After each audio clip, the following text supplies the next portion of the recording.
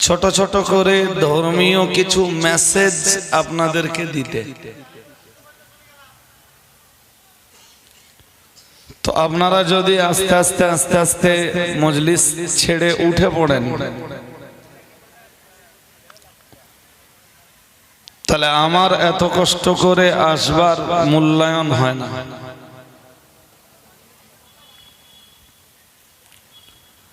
তো আমি first time একটা অনুরোধ করব, যদি কিছু মনে না করেন আপনারা। আমি একটা আয়াত পড়েছি, একটা হাদিস পড়েছি। আয়াত মানে একটা আয়াতের একটুখানি অংশ পড়েছি। রাসূল পাকের জবানে বর্ণিত অগণিত হাদিস থেকে একটা ছোট্ট হাদিসের অংশ পড়েছি। ওইটুকুকে ঢাল বানিয়ে আমি বক্তব্য শুরু করব। তার আগে একটা দাবি আপনাদের কাছে করতে পারি, সেটা হলো যারা দূরে আছেন যদি একটু কাছে এসে বসেন। আমি বাইরের মজলিসের বাইরের কাউকেই কাছে রাখবো না। ফামান শাআ ফালিউমিন ওয়া মান শাআ ফালিয়াকফুর। আল্লাহ বলেন, যার মন চায় সে ঈমান আনবে, যার মন না চায় সে ঈমান আনবে না। যার মন চায় সে মসজিদে যাবে, যার মন না চায় সে মসজিদে যাবে না। যার মন চায় সে আল্লাহকে সাজদা দিবে, যার মন না চায় সে আল্লাহকে ছেড়ে অন্যকে সাজদা দিবে। বাট কোনটা করলে কি হবে সেটাও আল্লাহ বলে দিয়েছেন। এই জন্য বলছি, যারা দূরে আছেন, বাইরে অনেক লোক ঘোরাফেরা করছে। আমার টার্গেট, আমার লক্ষ্য ওইদিকে না। অন্তত এখন বাজে, আমার টাইম 12টা পর্যন্ত, এখন বাজে 10টা 21, মানে 1 ঘন্টা 39 মিনিট। একটুখানি আপনারা বাম সাইড দিয়ে লেফট সাইড থেকে যদি আপনারা একটু এগিয়ে আসেন খুব ভালো হয়। আমি জানি হয়তো জায়গাটা অনুমান করছেন জায়গাটা গরম হয়ে গেছে, জায়গাটা ছাড়বো।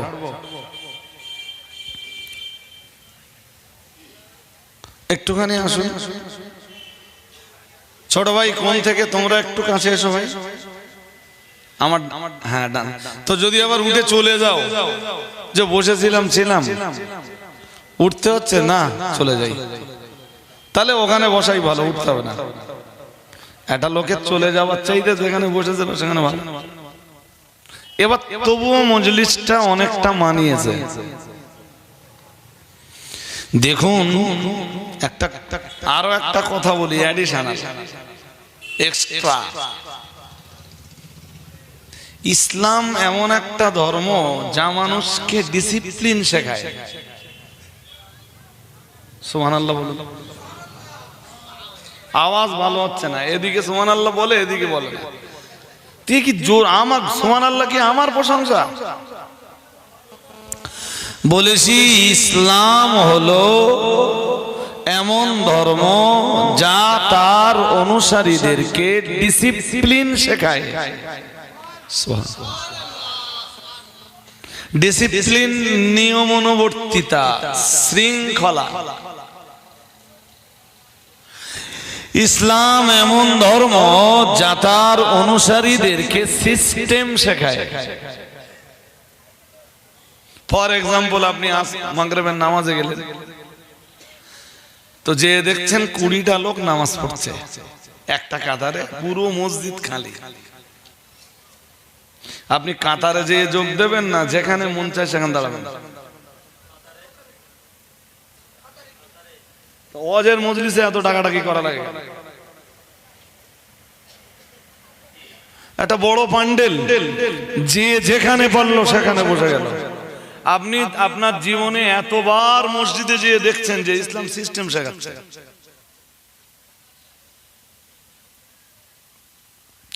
অথচ সেই মুসলমানদের কাছে, সেই মুসল্লিদের কাছে ফের সিস্টেম বলে দেওয়া লাগে, আপনারা এটা করুন, এটা করবেন না। আমরা মাঝে মাঝে মাঝে মাঝে সত্যি আপনাদের কাছে হেরে যাই।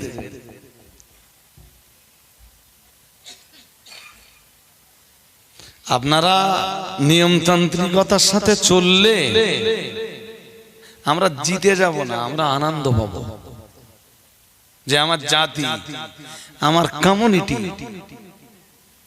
ইসলামের নিয়ম নীতিকে মর্যাদা দেয়।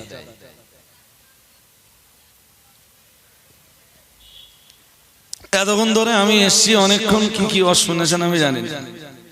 এদিকে আমার কান ছিল না, উলাসী মাদ্রাসার মহামান্য টিআইসি সাহেবের সাথে বিভিন্ন বিষয় নিয়ে আলোচনা চলছিল। আমি কোরআনের আয়াত পড়েছি, এখান থেকে নিয়ে আমার হাতে যেটুকু টাইম আছে এইটুকু টাইম একদম নির্ভেজাল কোরআন আর হাদিসের আলোচনা হবে, যেন কোনো ভেজাল টেজাল থাকবে না। কোরআন আর হাদিসের কাছে না বহু সময় যুক্তি পর্যন্ত টাকে না।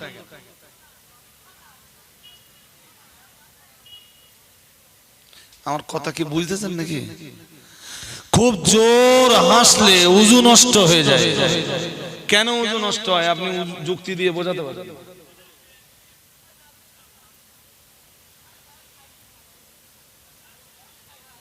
আমরা যদিও বহু বক্তাকে দেখি যে কোরআন হাদিসের তুলনায় লজিক বা যুক্তিটা অনেক বেশি দেয়, বাট কোরআনের ৬০৬৬টা আয়াত, রাসূলের জবানের লক্ষ লক্ষ হাদিস,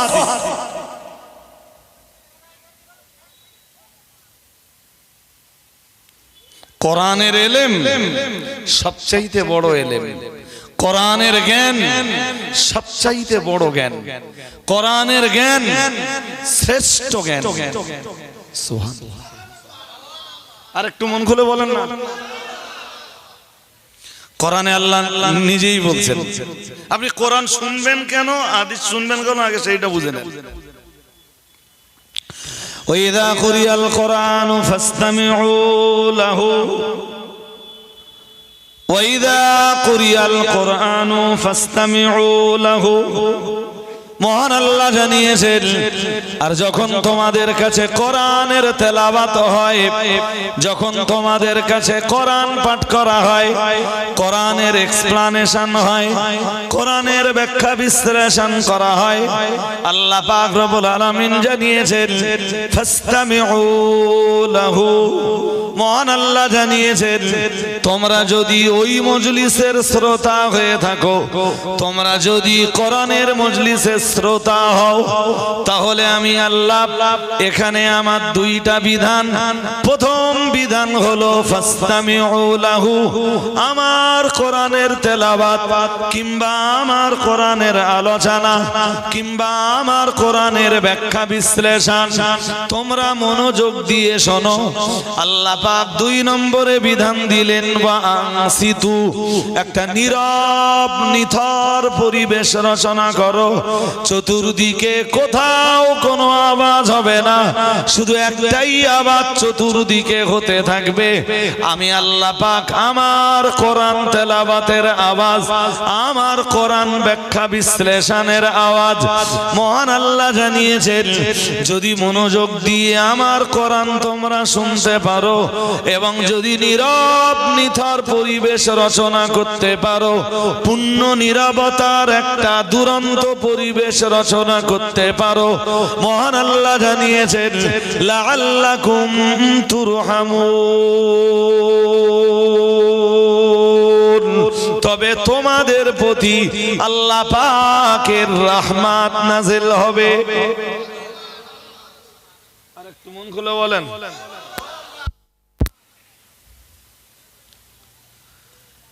আমাদের ফার্স্ট টাইম দরকার কি, এই যে হাজার হাজার টাকা খরচ, আলোচনা যদি কোরআন দিয়ে না হয় এই মজলিসের রহমত হবে না।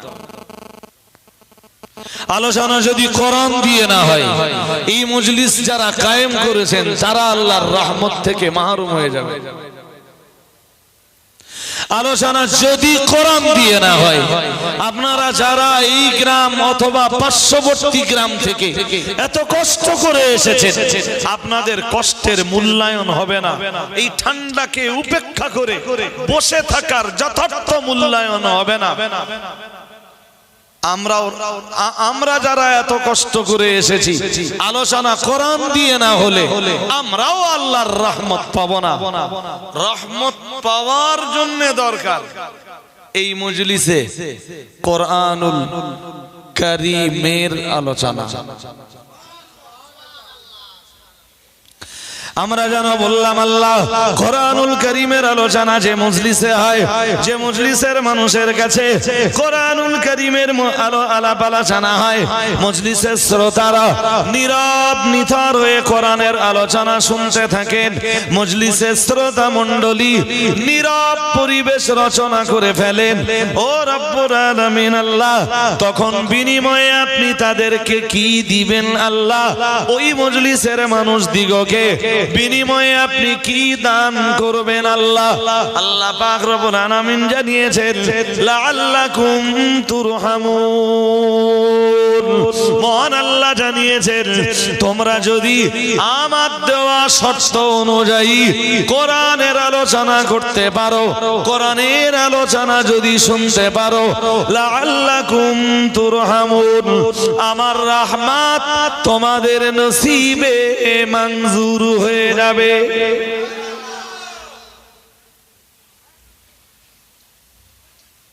ভাই, যে কারণে আমি আরেকবার বলে নিচ্ছি আপনাদের শুরুতে যে আমরা কোরআন শুনবো এবং উইথ ডিপ অ্যাটেনশন শুনবো। যতক্ষণ অন্তত আমার আলোচনা শেষ না হয় ততক্ষণ একটু ধৈর্য ধরে বসতে হবে। 5 মিনিট 10 মিনিট কোন বক্তার বক্তব্য শুনে কিছু আন্দাজ করা যায়? কিচ্ছু বোঝা যাবে না। আমার আলোচনা 5 মিনিট 10 মিনিটে আপনি কিচ্ছু নিতে পারবেন। ধৈর্য ধরে বসতে হবে। আল্লাহ রাজি হলে দেখবেন আমি নামার আগে আপনি একটা জায়গাতে পৌঁছাতে পারবেন, এবং তখন দেখবেন কোরআন হাদিসের মানদণ্ডে ধর্ম করার জন্য আপনি কিছু বুঝেছেন। যদি বলেন না হুজুর আমার ধর্ম করাও লাগবে না, কোরআন হাদিসও নেওয়া লাগবে না, যদি আপনি এখন কোরআন না নেন, খুব সহজ কথা, আপনি মরে যাবার পরে পৃথিবীর বেঁচে থাকা লোকেরা যখন আপনাকে কোরআন দেবে, সেদিন ওই কোরআনে আপনার আর কোনো ফায়দা। জোর করে বলেন, এটা সহজ কথা, এটা হিসাবের কথা। আপনি বেঁচে থাকা অবস্থায় কোরআনের মজলিসে বসলেন না, কোরআনকে গুরুত্ব দিলেন না, কোরআনের মজলিসের মর্যাদা দিলেন না, কোরআনুল কারীমের আলোচনা শুনলেন না, আপনি মরে যাবার পরে বেঁচে থাকা লোকেরা আপনাকে কোরআন দেবে আর আপনি কবরে আরাম ফরমাবেন, ইয়ে তো হো সকতা নেই ভাই। ম্যাথ তো তাই বলে, অঙ্ক তো তাই বলে, হিসাব তো তাই বলে। এই জন্য যদি মনে হয় যে কোরআন দিয়ে আমার একটু কবর জগতে জানো, আমার কবরটা জানো কোরআনের আলোয় আলোকিত হোক, এই আশা, এই চাহিদা, এই কামনা, এই বাসনা যাদের আছে তাদের সবাইকে বলবো যে আপনাকে কোরআন নিতে হবে। দেখুন পৃথিবীর নাস্তিকরা বিশ্বাস করে মরে যাওয়ার পরে আর কিছু নেই, আমাদের বিশ্বাস কি তাই? আওয়াজ নেই আপনাদের, জোরে আওয়াজ দিতে হবে। আমাদের বিশ্বাস কি নাস্তিকদের মতো? আমরা বরং কি বলেছি, হুয়াল্লাহু আহাদ।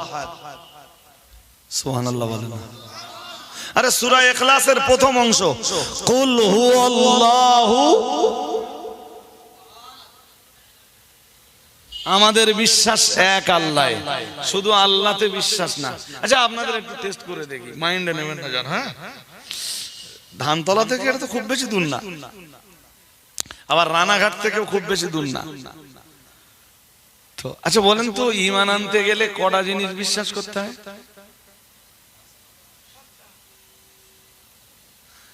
এই ভাই সামনে বসে বলেছে 7টা, আপনারা আপনি একজন একটু বলেন দেখি। আর একজন বলেছে 5টা। আর দুই একজন বলবেন কিছু?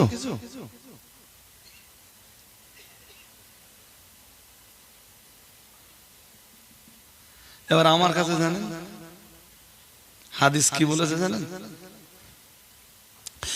হাদিস শরীফ বিবরণ দিয়েছে, আল্লাহ পাকের রাসূল জানিয়েছেন, আল্লাহ পাকের নবীকে যেদিন ঈমানের ব্যাপারে জিজ্ঞেস করা হলো, মুহাম্মাদুর রাসূলুল্লাহ সাল্লাল্লাহু আলাইহি ওয়াসাল্লাম, আমার আল্লাহর নবী সেদিন জবাব দিলেন, আনতুমিনা বিল্লাহি ওয়া মালাইকাতিহি ওয়া কুতুবিহি ওয়া রুসুলিহি ওয়াল ইয়াউমিল আখিরি ওয়া তুমিনা বিল কদরি খাইরিহি ওয়া শাররিহি মিনাল্লাহি তাআলা ও কামা ক্বালা আলাইহিস সালাম। আল্লাহ পাকের নবী বুঝালেন, ও সাহাবীরা মনে রাখো, আমি আল্লাহ পাকের রাসূল বলছি 6 জিনিসের বিশ্বাসের নাম ঈমান। আরেকটু মন খুলে বলেন, কয় জিনিস? আরে এই 6 জিনিস যে জানে না, আর এই 6 জিনিস যে বিশ্বাস করে না, সে তো মুমিনই না, সে তো ঈমানদারই না।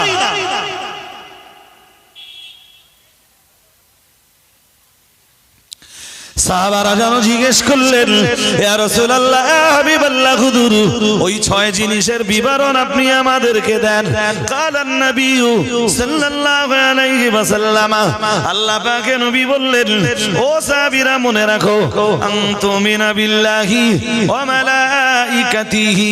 আল্লাহ পাকের রাসূল বললেন, শোনো, 1 নম্বরে আল্লাহকে বিশ্বাস করা, 2 নম্বরে নবী বললেন আনতুমিনা বিল্লাহি ওয়া মালাইকাতিহি, 2 নম্বরে ফেরেশতা বিশ্বাস করা, 3 নম্বরে ওয়া কুতুবিহি, আল্লাহর আসমান থেকে নাযিল হওয়া কিতাবগুলিকে বিশ্বাস করা, খাস করে মুহাম্মাদুর রাসূলুল্লাহ সাল্লাল্লাহু আলাইহি ওয়াসাল্লামের উপর যে কোরআন নাযিল হয়েছে, এই 3 নম্বরে আল্লাহর কোরআন বিশ্বাস করা, 4 নম্বরে ওয়া রাসূলিহি, तमाम দুনিয়ার নবী রাসূলদেরকে বিশ্বাস করা, খাস করে মুহাম্মাদুর রাসূলুল্লাহ সাল্লাল্লাহু আলাইহি ওয়াসাল্লামকে বিশ্বাস করা, 5 নম্বরে তুমিনা মানে ওয়াল ইয়াউমিল আখিরি, নবী আমার বললেন আনতুমিনা বিল্লাহি ওয়া মালাইকাতিহি ওয়া কুতুবিহি ওয়া রুসুলিহি ওয়াল ইয়াউমিল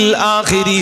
আল্লাহ পাকের নবী 5 নম্বরে বললেন আখিরাতের উপরে বিশ্বাস করা, 6 নম্বরে বললেন তুমিনা বিল কদরি খাইরিহি ওয়া শাররিহি মিনাল্লাহি তাআলা ও কামা ক্বালা আলাইহিস সালাম। আল্লাহ পাকের রাসূল বললেন, ভাগ্যে ভালো মন্দ যা কিছু হয় সব আমার আল্লাহর পক্ষ থেকেই হয়।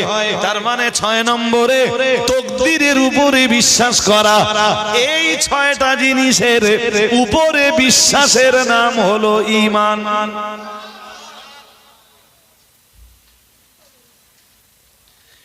এই 6টা জিনিসের উপরে বিশ্বাস যার আছে সে ঈমানদার, যার নেই সে ঈমানদার। যিনি 5 বলেছিলেন আপনার অ্যানসার মোটে রাইট ছিল না, যিনি 7 বলেছিলেন তার খানিকটা ঠিক ছিল, খানিকটা ভুল মোটেই ছিল না। বলেছে খানিকটা ঠিক ছিল, কিন্তু ভুলটা মোটে বলা যাবে না। ওই 6টাকে ভেঙে দুনিয়া বরেণ্য আলেমরা 7টা বানিয়েছে, বোঝা গেল? তাই কলেমায় আছে 7 জিনিস, আর হাদিসে আছে। যদি বলেন হুজুর 7টা, আর একটা কি? সেটা হলো কবর থেকে আবার একবার জিন্দা হতে হবে, আল্লাহর আদালতের সামনে দাঁড়াতে হবে, যেটাকে আরবিতে বলে ওয়াল বা'সি বাদাল, বলুন, মউত, মৃত্যুর পর পুনরায় জিন্দা হওয়া। তো ওটা ইহকালে না পরকালে? তা 5 নম্বরে তো আমরা পরকালের উপরে এমনি ঈমান নিয়ে এলাম, ওটা তো পরকালের ভিতরেই। সুতরাং ওইটা 7 নম্বরে নতুন করে আর আনার কোনো যুক্তি। আমি কি বলছি বুঝতেছেন? এবার শুনুন, এই ছটা জিনিস বিশ্বাস করার পরে আপনি ঈমানদার।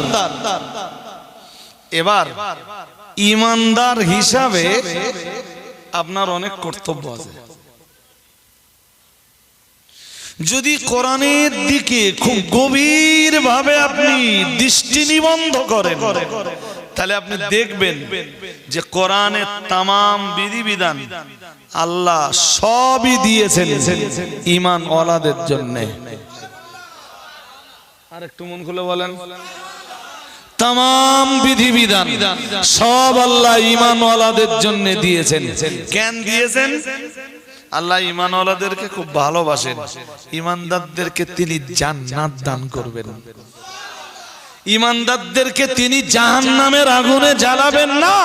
তাই আল্লাহ বলেছেন, আমার দোয়া আমাকে বিশ্বাস করার পর, আমার রাসূলকে বিশ্বাস করার পর, কিতাব বিশ্বাস করার পর, ফেরেশতা বিশ্বাস করার পর, পরকাল বিশ্বাস করার পর, তাকদীর বিশ্বাস করার পর, আমার দেওয়া বিধিবিধানগুলোকে তোরা অক্ষরে অক্ষরে পালন করে আসবি, বিনিময়ে আমি তোদেরকে আমার জান্নাত নসিব করে দিব। এবার বলুন, পরকাল আছে না নেই? আমি আওয়াজ স্লো পাচ্ছি বড্ড, বারবার আবার জিজ্ঞাসি, পরকাল আছে না নেই? জান্নাত আছে না নেই? জাহান্নাম আছে না নেই? কোরআনের এক আয়াত না, পরকালের উপরে কোরআনের এক আয়াত না, বহু আয়াত আল্লাহ নাযিল করেছেন। জি, নাস্তিক্য মতবাদকে গ্রহণ করে অতি শিক্ষিতরা,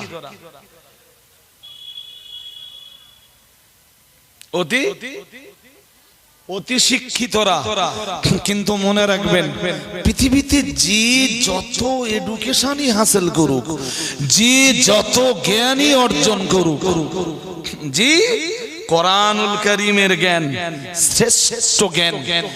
মানুষ হওয়ার মতো একমাত্র জ্ঞান কোরআনুল কারীমের জ্ঞান। আর একটু মন খুলে বলেন, হ্যাঁ, সভ্যতার বিকাশ ঘটানোর একমাত্র জ্ঞান কোরআনুল কারীমের ভিতরে পাওয়া যায়। ভদ্রতা শিখবার যে জ্ঞান, এ জ্ঞান শুধুমাত্র কোরআনুল কারীমের ভিতরে পাওয়া যায়। কোরআনকে বাদ দিলে পৃথিবীতে মানুষ হওয়ার মতো কোনো শিক্ষা, চাই আপনি হাই স্কুল বলেন, চাই আপনি ইউনিভার্সিটি বলেন, চাই আপনি কোন কলেজ বলেন, কুল্লিয়া বলেন, যাই বলেন, অল ওয়ার্ল্ডের যত এডুকেশন সিস্টেম আছে, মানুষের তৈরি করা যত এডুকেশন সিস্টেম আছে, কোন সিস্টেম দিয়ে মানুষকে পুরো মানুষ বানানোর মতো কোন এডুকেশন আমার চোখে পড়েনি।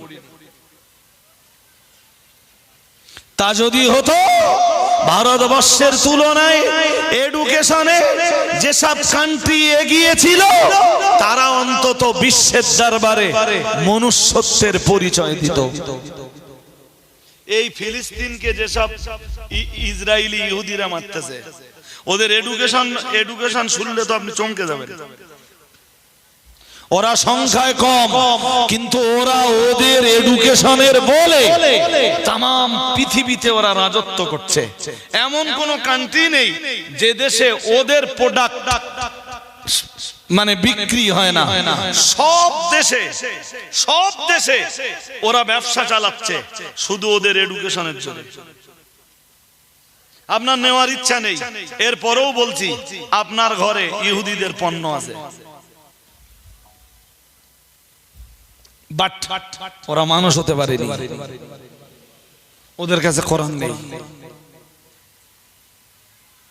কালেমা পড়ার পরে কেউ যদি মনে করলো যে আমি মানুষ হব, আমি মানুষ হতে চাই,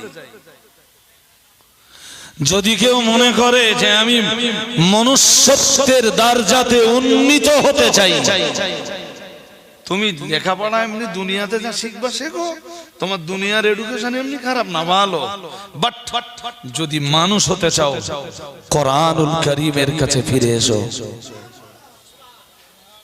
যদি বলেন কেন, এই কেন প্রশ্নের উত্তর নেওয়ার জন্য আপনাদের ধৈর্য ধরতে হবে।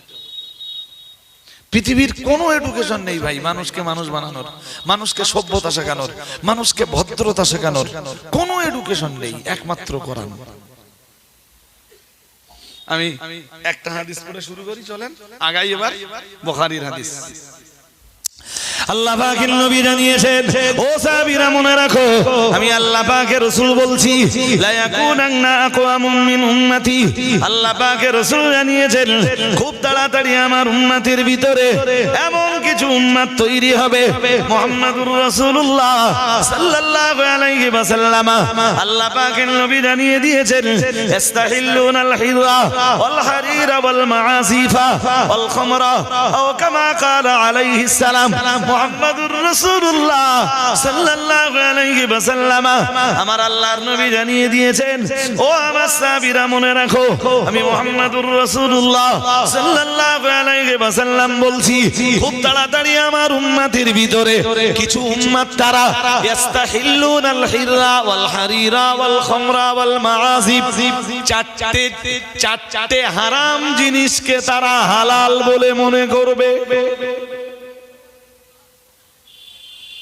নাউজুবিল্লাহ বলেন, সবাই বলুন কটা বলেন, কটা? এই চারটে কথা আমি আপনাকে টুক টুক টুক টুক করে বোঝাবো। তো এই কথা যারা শুনছেন ভাই মাঝখান থেকে উঠলে হবে না। আমি আর একবার বলছি, যদি ওঠেন পুরো ঘেঁচিয়ে যাবে। বলো, আমি এমনি খুব সেনসিটিভ, হেভি সেনসিটিভ। মনোযোগ দিয়ে বসে বসে শুনবেন তো আমি ঠিক একটা জায়গাতে আপনাদের পৌঁছে দেব বলেছি সময় আপনাদের নষ্ট হবে না ইনশাআল্লাহ। এবং মনে হবে যে রজব আলী সাহেবের কাছে যে কথাগুলো শুনেছিলাম কাজের কথা। এক চারটে হারাম জিনিসকে তারা হালাল মনে করবে শেষ জামানায়। নবী বলতেছেন তারা আমার উম্মত। এবার এই চারটে জিনিস মেলান। রাসূল এক নম্বরে বললেন আল হিররা। হিররুন মানে হলো আয়াজিনা, ব্যভিচার। কি হালাল মনে করবে? কথা বলেন, বলবেন তো কি শুনছেন আপনারা আমার কাছে, আর আমি কি বলছি আপনি কি বুঝতেছেন? আপনার কাছে ফিডব্যাক নেব না আমি। শোনেন, আমি 2008 থেকে নিয়ে এটা 2024, এই 15-16 বছরের মাস্টার। আমি আলিয়া ইউনিভার্সিটি থেকে যে বছর মৌলানা হয়ে বার হই সেই বছরে আমি চাকরি পাই। তখন আমার বয়স একদম কাঁচা। সেখান থেকে আমি শিক্ষক, আর ওয়াজ করি তার অনেক আগে থেকে। ছাত্র কিভাবে চড়াতে হয়, শ্রোতাদেরকে কি করে কন্ট্রোল করতে হয়, কম বেশি আমি জানি ভাই। বাট কোন জায়গাতে খারাপ ভাষা ইউজ করিনি।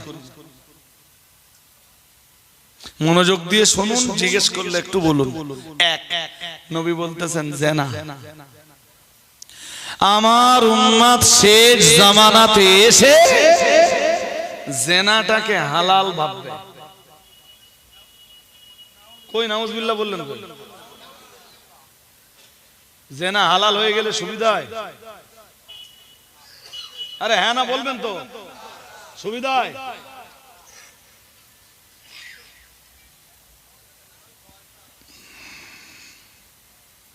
গোটা পৃথিবী জুড়ে আজকে যে কন্ডিশনে মানুষ পৌঁছে গেছে, জেনাটা মানুষের কাছে, বাবাজি যারা আছেন আপনারাও মন দিয়ে শোনেন, জেনাটা মানুষের কাছে মামুলি ব্যাপার, ফোন নাথিং, কিচ্ছু না, কোনো ঘটনাই না। আমি কি এমন অন্যায় করি? এই তো জেনার মতো জঘন্য পাপে যারা লিপ্ত, এটা তাদের ফিডব্যাক।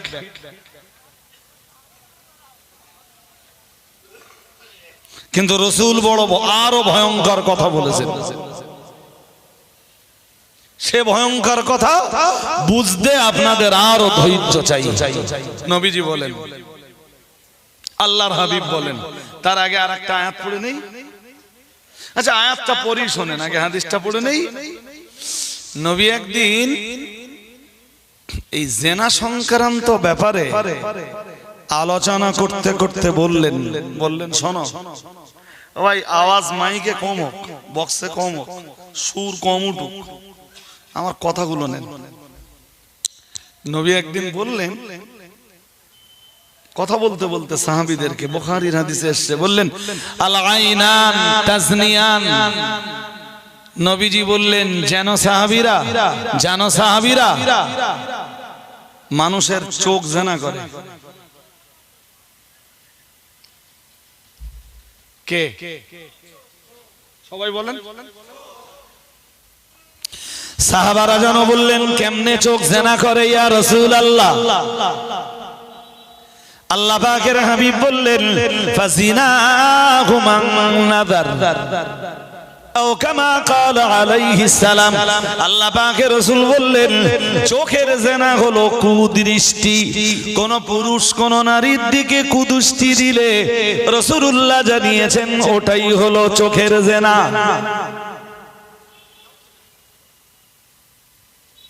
আচ্ছা এই ছোট্ট করে, আপনাদের ঘুম পাচ্ছে আপনাদের নাকি? তাহলে সবাইকে আমার দিক চেয়ে বসতে হবে প্লিজ। ঠান্ডা যদি আপনাদের লাগে, আপনাদের মতো অতটা না লাগলেও আমার একটু লাগবে স্যার, রাত জাগাবে দে, এমনি ঠান্ডা একটু বেশি লাগে। আর আমার তো এক সাইনাস আর তাতে প্রচন্ড অ্যালার্জি, আমার দুটোই আছে, সাইনাসও আছে অ্যালার্জিও আছে। শীতের সময় আমি ডাক্তারের কাছে গেলে যতবার গেছি ততবার বলেছে শীতের সময়, শীতের রাত্রে খুব বেশিক্ষণ আপনি বাইরে থাকবেন না, শীতকালে একটু সাবধানে থাকবেন। বাট আমার তোমার হতেই হয়। আপনি পৃথিবীর আর একজন মাস্টারের নাম বলেন যিনি তার ছাত্রদেরকে শেখাচ্ছেন নারীর দিকে কুদৃষ্টিতে তাকানোটাও জেনা। সেকেন্ড কোন মাস্টার পৃথিবীতে আছে? কথা কয় না। আছে। আর যা দু চারজন পাওয়া যায় আমার মতো লোক, তারা হযরত মুহাম্মদ সাল্লাল্লাহু আলাইহি ওয়াসাল্লামের অনুসারী। তাই সুবহানাল্লাহ হয় না? আমি তো 1500 বছর আগের রাসূলের কথাটা তিনি আরবিতে বলেছেন, আমি আরবিটা বলে ফের বাংলা বলছি। বলুন তো, মানে হাই স্কুল বলি, কলেজ বলি, ইউনিভার্সিটি বলি, হাই স্কুল কলেজ আর ইউনিভার্সিটিতে এই শিক্ষা আছে? কথা বলে না। আছে? কোন প্রফেসর, কোন লেকচারার, কোন টিচার, কোন স্কুলের হেডমাস্টার, কোন স্কুলের হেডমিস্ট্রেস কখনো এই শিক্ষা দেয়? জোর করে বলেন দেয়? কিছু মনে করবেন না, যদি কিছু মাইন্ডে না নেন আর আমাকে যদি হেল্প করেন। তার একটা কথা বলি, আপনাদের আশপাশে স্কুল কোথায়? High school? ধানতলায় হাই স্কুল আছে বেশ। আপনাদের মেয়েরা কোন স্কুলে পড়তে যায় আমি জানি না। একটা মেয়েকে বোরখা পরে স্কুলে পাঠিয়ে দেন।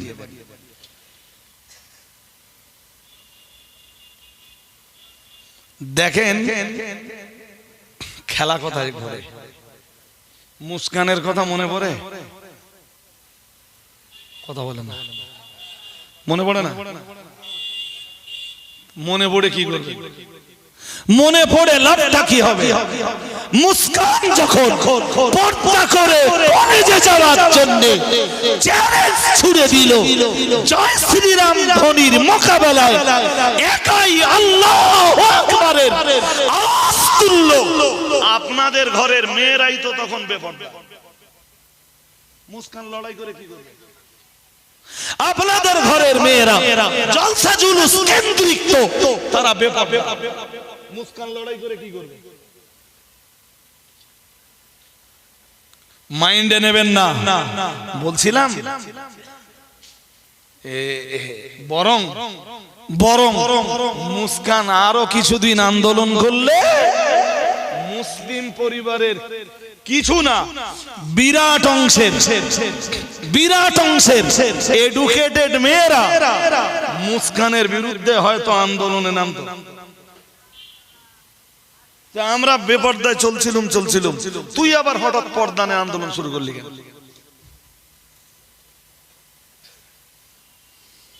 এর নাম আধুনিকতা। বাট এই আধুনিকতা ইসলাম পছন্দ। আধুনিকতার নামে নারীকে যদি নগ্ন করা হয়, আধুনিকতার নামে নারীকে যদি উলঙ্গ করে দেওয়া হয়, সেই আধুনিকতা না ইসলাম সমর্থন করে আর না সমর্থন করেন হযরত মুহাম্মদ। একদম পরিষ্কার বলে যাচ্ছি। এই এখানে তো এখন আর ভাই কাদের নেওয়াজ করবো আমি, সে যাদের নিয়ত করব সেসব যুবক ছেলে এখন বসেন, তারা তাদের ধান্দায় আছে।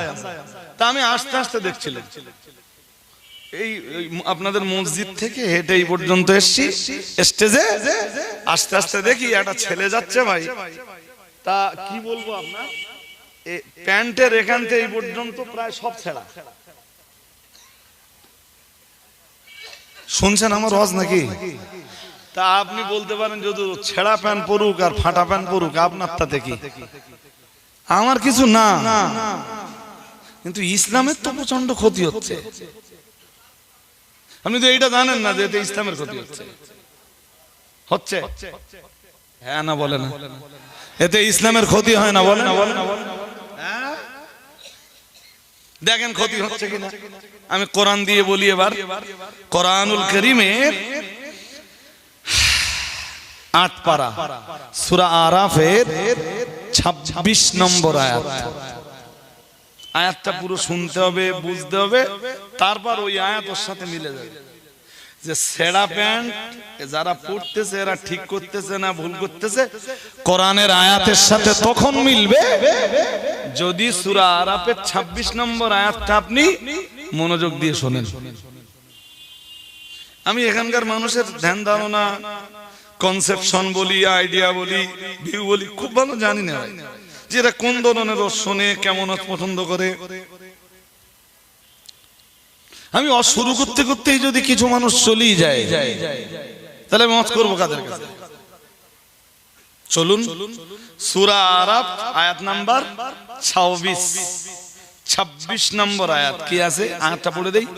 ইয়া বানি আদমা, আমি কোরআনুল কারীম খুলেই বলছি, মহান আল্লাহ কোরআনুল কারীমের সূরাতুল আরাফের 26 নম্বর আয়াতে জানিয়েছেন ইয়া বানি আদম। এখানে অনেকে আছেন এডুকেটেড পারসন, লেখাপড়া জানেন। আমি বলছি আপনার মোবাইলে শুধু নোংরা ছবি না দেখে, মোবাইলে শুধু গান না শুনে, আপনি আমার পরামর্শটাকে কবুল করে আজকে আপনার এই অ্যান্ড্রয়েড ফোনটায় আপনি একটা কোরআন শরীফ লোড করে নেন, বাংলা কোরআন খুলে লোড করে ডাউনলোড করে আপনি ওই অ্যাপসটাকে ইনস্টল করে নিলেন। ইনস্টল করে নিয়ে আপনি অ্যাপসটাকে ওপেন করুন। ওপেন করে ঠিক 8 পারা সূরা আরাফের 26 নম্বর কোটেশনটা খুঁজে বার করুন। যদি আমার বক্তব্যের সাথে না মেলে আপনাকে নিতে হবে না, আর মিললে আপনি নেবেন না কেন? আপনি তো মুসলমানের বাচ্চা। আমার দাবি অন্যায়?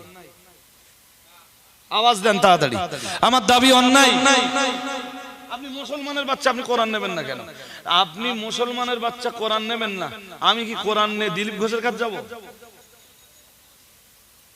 হ্যাঁ না কিছু বলে? আমারই কোরআনের বাণী, এ কি দিলীপ ঘোষ শুনবে? ও তো তাড়িয়ে দেবে। কোরআন দিয়ে আপনার আব্বা মারা গেলে সবরেসানি হবে, আর আমি কোরআন প্রচার করার জন্য কি ঘোষপাড়ায় যাব? তাহলে যার বাপে সবরেসানি হবে কোরআন দে, কোরআন তার মেনে নেওয়া লাগবে। সোজা কথা বলছি। ঘুম পাচ্ছে আপনাদের নাকি? তাহলে আমার চেহারার দিকে তাকাতে হবে। যিনি যে প্রান্তেই থাকেন আস্তে আস্তে আস্তে আস্তে মাথা গুঁজে দিলে হবে না। আমি এবার 26 নম্বর একটা পড়বো, চলেন। ইয়া বানি আদম قد أنزلنا عليكم لباسا يواري سوآتكم মহান আল্লাহ জানিয়েছে ইয়া বানি আদম, হে আদমের সন্তানরা। আমরা কার সন্তান? সবাই বলেন। গরু ছাগলের বাচ্চা কেউ আছে এখানে? তাও আওয়াজ দেয় না। আরে আমরা গরু ছাগলের বাচ্চা কেউ আছে? বাদরের সন্তান কেউ আছি? আছি? বিজ্ঞান কি বলে জানেন? বিজ্ঞান বলে মানুষ বাঁদর থেকে। মানুষ মানুষ বিজ্ঞান মানে কম জ্ঞান না বেশি জ্ঞান? জোর করে বলে না, এত স্লো কেন? বিজ্ঞান বলতে কি বোঝেন আপনারা? কম জ্ঞান না বেশি জ্ঞান? এই তো অনেক লেখাপড়া শিখে টিকে এবার বললে মানুষ তৈরি হয়েছে বাঁদর থেকে। নাউজুবিল্লাহ। কি বললে জানেন? আর ওইটাই বিজ্ঞানের থিওরি, আজও সে থিওরি আছে। বলে বাদরের পরিবর্তিত রূপ হলো মানুষ। মানে বাদর রূপ পাল্টাতি একদিন মানুষে পরিণত হয়ে যায়। নাউজুবিল্লাহ। আটটু সবাই বলিনি, আর একটু জোরে বাজে। ইস, এই দেখেছেন তো যে অধিক লেখাপড়ার ফল ওইটা। কোনটা? ও আর মানুষের বাচ্চা নেই, ও এমনি বাদরের বাচ্চা হয়ে গেছে।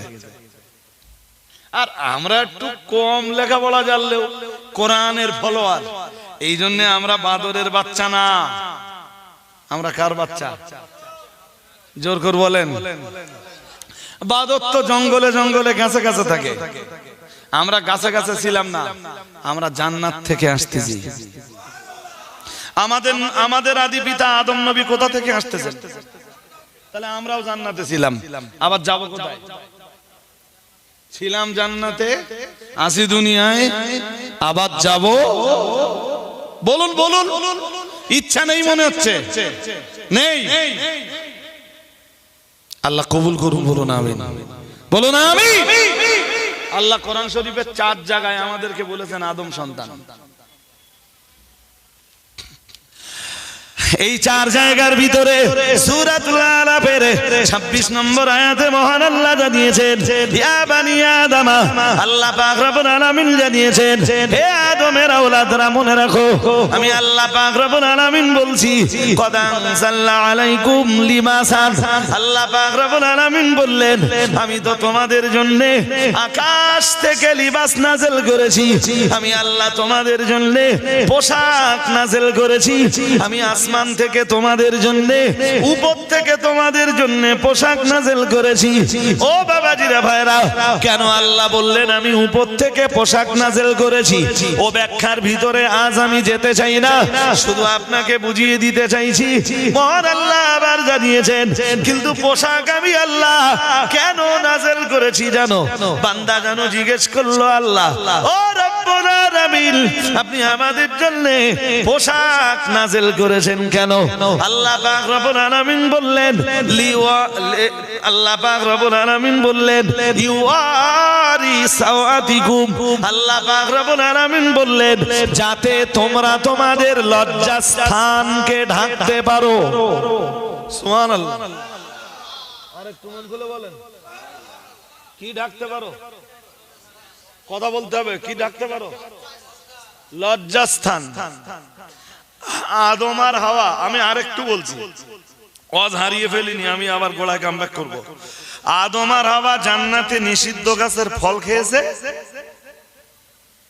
খাওয়ার সঙ্গে সঙ্গে গায়ের পোশাক গেছে সব পরে।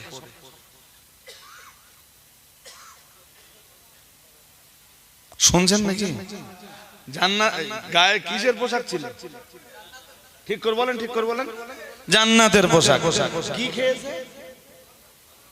হ্যাঁ, নিষিদ্ধ জিনিস তো। আরে হ্যাঁ না বলে না? তাহলে নিষিদ্ধ জিনিস যে দেখে থাকে ওই দেখে জান্নাতের পোশাক। বলুন বলুন, বাহ ভালোই তো বুঝতেছেন। এবার বলুন তো দুনিয়ায় যারা নিষিদ্ধ জিনিস খেয়ে মরতেছে ওদের আল্লাহ জান্নাতের পোশাক দিবে? দিবে? জুটবে? যদি আর একটু শোনেন, যদি ধৈর্য থাকে আর একটু বলবো। হ্যাঁ না বলে না।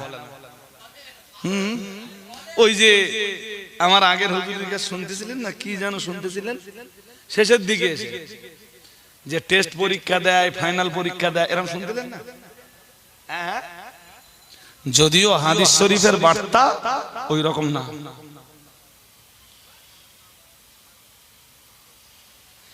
ডোন্ট মাইন্ড, যদি মাইন্ডে না নেন আর একটা কথা বলি,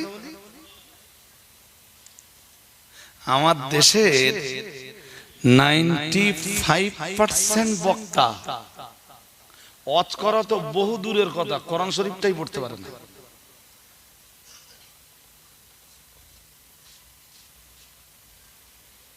আপনারা শুধু দেখেন মাইকে কেরাম আওয়াজ হচ্ছে, কি দেখেন মাইকে কেরাম, সুর কেমন আছে, আওয়াজ কেমন আছে। ধর্ম করতে হয় না। ওয়াজের মজলিস দেওয়ার উদ্দেশ্য সবার তো ধর্ম করার জন্য না।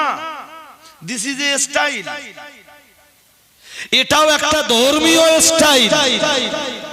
সবের ভিতরে ফ্যাশন আছে, ধর্মের ভিতরেও একটা ফ্যাশন চালু করে দাও, তার নাম ধর্মীয় জলসা, তার নাম ইসলামিক জলসা। সেক্রেটারিকে মাতাল, কথা বোঝেন আছে না নেই বলবেন তো? জলসা কমিটির ক্যাশিয়ারকে দোট্টা, সে তার ক্ষমতার জোরে, পয়সা আছে, ক্ষমতার জোরে সে সেক্রেটারি আছে না নেই? জোর করে বলেন। যদি বলেন হুজুর, আবার যদি বলেন হুজুর আপনি এরাম বলতেছেন, তা আপনার দলিল আছে? একটা কথা আপনাদের বলে যাই, আমার দিকে এক চিলটা অন্যদিকে মন দেবেন না। রজব আলী সাহেব উইদাউট দলিলে এক কথা বলে, হয় কোরআনে পাবেন নইলে হাদিসে পাবেন, এবং আমি যা বলবো তার দলিল আমি নিজেই আমি দেওয়ার জন্য নিজেই যথেষ্ট। এবং সে দলিল আল্লাহ চাইলে সে দলিলের অন্তত 70% বাংলা ভাষায় আপনাকে বার করে দেখাতে পারবো, যে আমি এখান থেকে বলেছি ভাই তুমি পড়ে না। এই শুনবেন বলেছেন তাই আর একটু বলছি। ওই যে শুনছিলেন মার রব্বুকা ওমা দিনুকা ওমান, আপনারা একটু বলেন ওই কটা কি বলছিলেন? প্রথমটা কি? মান মান, এটা মৌলবীরাও ভুল পড়ে, ওটা মান মান মান নয়, মার রব্বুকা। খুব ভালো আলেম যারা জিজ্ঞেস করে দেখবেন, তারা ওই আমি যা পড়ছি তাই পড়বে। মার রব্বুকা, তোমার রব কে? তোমার, আমি এর ডিসকাস করছি না, এর ডিসকাস করলে তো আমি 2 ঘন্টা ওয়াজ করে দেবো ইনশাআল্লাহ। এই শুধু রব শব্দের উপরে 2 ঘন্টা ওয়াজ করে দেবো, তো আল্লাহর রহমত আমার কোনো প্রবলেম হবে না। সেকেন্ড কোশ্চেন, ওমা দিনুকা, তেরা দিন क्या? এ ভাইটাকে ঘুমাচ্ছে নাকি? দেখে দেন, তোমার ধর্মের নাম কি? জোর করে বলেন। যেটা ওই টাসের আড্ডায় পড়ে রয়েছে, ওই ইসলামের ভেতরে আছে, তো মরে গেলেই মুখ দিয়ে বেরিয়ে যাবে আমার ধর্ম ইসলাম। মদ খেয়ে টলতেছে, বাড়ি এসে বৌরি মা বলতেছে, ওটাও ইসলাম। জোর করে বলে না ইসলাম। আপনাদের দিকে কালচার আছে কিনা জানি না, এই জানুয়ারি মাসে যুবক ছেলেগুলো সারা রাত ধরে বক্স বাজাচ্ছে, সে বক্সের সামনে গরু বেঁধে দিলি, গরু খোটা উপড়ে দৌড় মারবে। আমার কথা বুঝতে পারেননি? বক্সের সাউন্ডের এত তীব্রতা, গরু বেঁধে দিলি খোটা উপড়ে। হ্যাঁ, এটা এসে আমারে কি বলতে জানেন? আমারে বলছে হুজুর আমার জন্য একটু দোয়া করবেন। তো কিসের দোয়া নিবি? তাহলে বলবি তো। তাহলে হুজুর এই কদিন আগে পিকনিকে গেলুম জানুয়ারি মাসে, তারপর তাহলে হুজুর সেই পিকনিকে যে আমি 3 দিন কানে কিছু শুনতে পাইনি। শুনছেন? বলছে 3 দিন শুনতে পাইনি তো হুজুর, আমি নিয়ত করেছি আমি আমার তামাম জিন্দেগিতে আমি আর কখনো পিকনিকে যাব না। তুই ভালো হয়ে যা, তুই ভালো হয়ে গেলে তোর জন্য দোয়া আছে, 5 বার নামাজ পড়বি। তাহলে যদি দোয়া করেন আমি নামাজ পড়বো আর আমি এই হারামি বাটপাড়ি দেয়ার। ওই পিকনিকে আছে এক তো গান আছে, বাজনা আছে, আছে না নেই? গান বাজনা মক্কাবাসীরা ব্যবহার করেছিল আপনার নবীর এগেনস্টে ইসলামের প্রচারকে বন্ধ করে দেওয়ার জন্য। নাউজুবিল্লাহ বলেন না, আর একটু জোর করে। জানেন আপনি দুর্বার গতিতে রাসূল যখন কলেমা প্রচার করে এগিয়ে যাচ্ছে, মুসলমানদের মারছে, রক্ত ঝরাচ্ছে, জুলুম করছে, অত্যাচার করছে, অবিচার করছে, রাসূলের চলার পথে কাঁটা বেছাচ্ছে, কুয়া কাটতেছে, নিজেদের বাড়ির মরা জিনিসগুলো রাতের আধারে রাসূলের ঘরের দরজায় রেখে আসছে। এরপরেও রাসূলুল্লাহর কালেমা প্রচার কিছুতে বন্ধ করা যায়? ওরা শেষমেশ একটা সিদ্ধান্ত নিলে বলে একটা কাজ করা যায় না। বললো পারস্য থেকে কিছু গায়ক গায়িকাদের ভাড়া করে আনবে।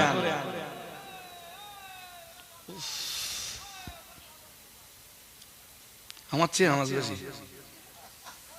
বেচারা বক্তা হতে পারত। বক্তা হতে গেলি না সাউন্ড খুব ভালো দরকার হয়।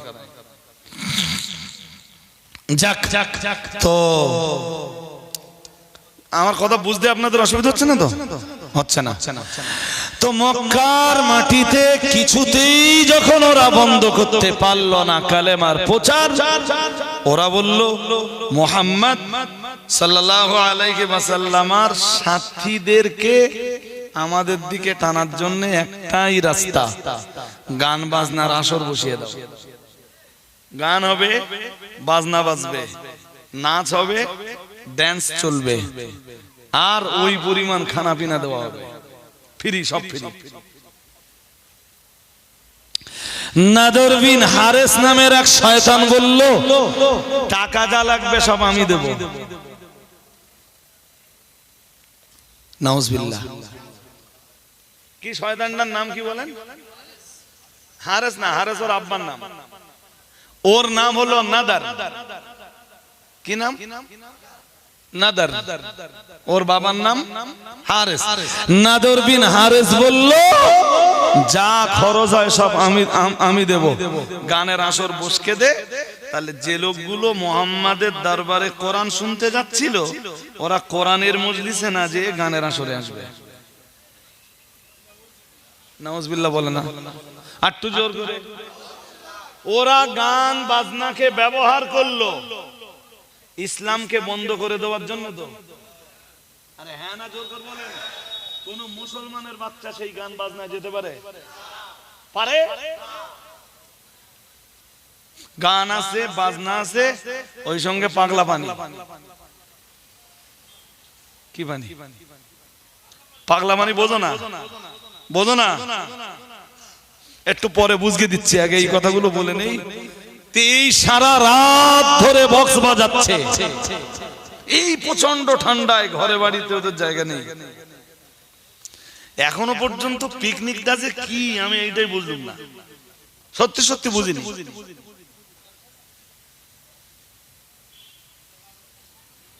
এমনি একটা জিনিস যেটা বুঝেছি সেটা হচ্ছে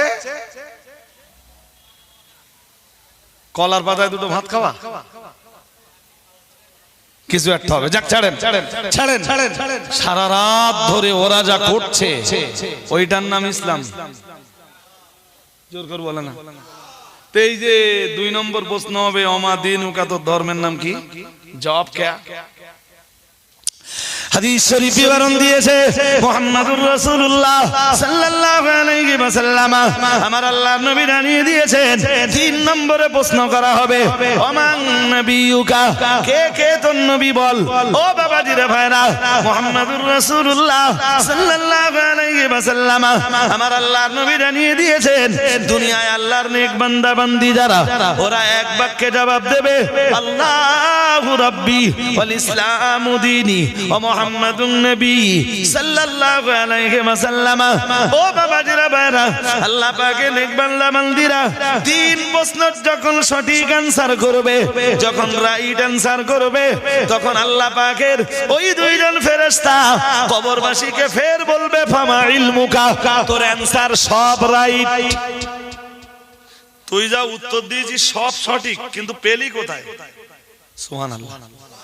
আর একটু মন খুলে বল, বলবে তোর অ্যানসার তো সব রাইট, বাট তুই রাইট অ্যানসার সব করলি কেমনে রে? কোথায় পেলি? হাদিস শরীফ বিবরণ দিয়েছে মুহাম্মদুর রাসূলুল্লাহ সাল্লাল্লাহু আলাইহি ওয়াসাল্লাম, আমার আল্লাহর নবী জানিয়ে দিয়েছেন, ও আমার সাহাবীরা মনে রাখো, আমি মুহাম্মদুর রাসূলুল্লাহ সাল্লাল্লাহু আলাইহি ওয়াসাল্লাম, আমি আল্লাহ পাকের নবী তোমাদেরকে বলছি, আমি আল্লাহ পাকের রাসূল তোমাদেরকে বলছি। নবী আমার জানিয়ে দিয়েছেন, আল্লাহর বান্দা তখন জবাব দেবে, করাতু কিতাবাল্লাহ আমানতু বিহি, আল্লাহর বান্দা বলবে, দুনিয়ায় আমি কোরআন পড়েছিলাম, কোরআনকে বিশ্বাস করেছিলাম, এই প্রশ্নগুলোর জবাব সব কোরআনের কাছেই পেয়েছিলাম। আর একটু মন খুলে বলেন, সবাই মিলেমিশে বলেন নারা তাকবীর, নারা তাকবীর। বলুন তো কবরবাসীর উত্তর কি? বলতে হবে। বলুন কবরবাসীর উত্তর কি? না না, প্রথম উত্তর কি? আমি কোরআন পড়তাম, আমি আমি কোরআন একটু ভালো, আমি ভালো শুনতে পাচ্ছি না, বলেন। এক্সিলেন্ট। কোরআন পড়েন কারা কারা? একটু হাত তোলেন, হাত তোলেন। বাবাজি একটু উঁচু করতে হবে, কষ্ট হচ্ছে বুঝতে পারছিস। 1 2 3 4 5, এদিকে 6 7 8 9। বাহ বাহ বাহ বাহ বাহ। মিথ্যে কথা বলা লাগবে তো? হ্যাঁ না কিছু বলে না, মিথ্যা কথা বলা লাগবে তো?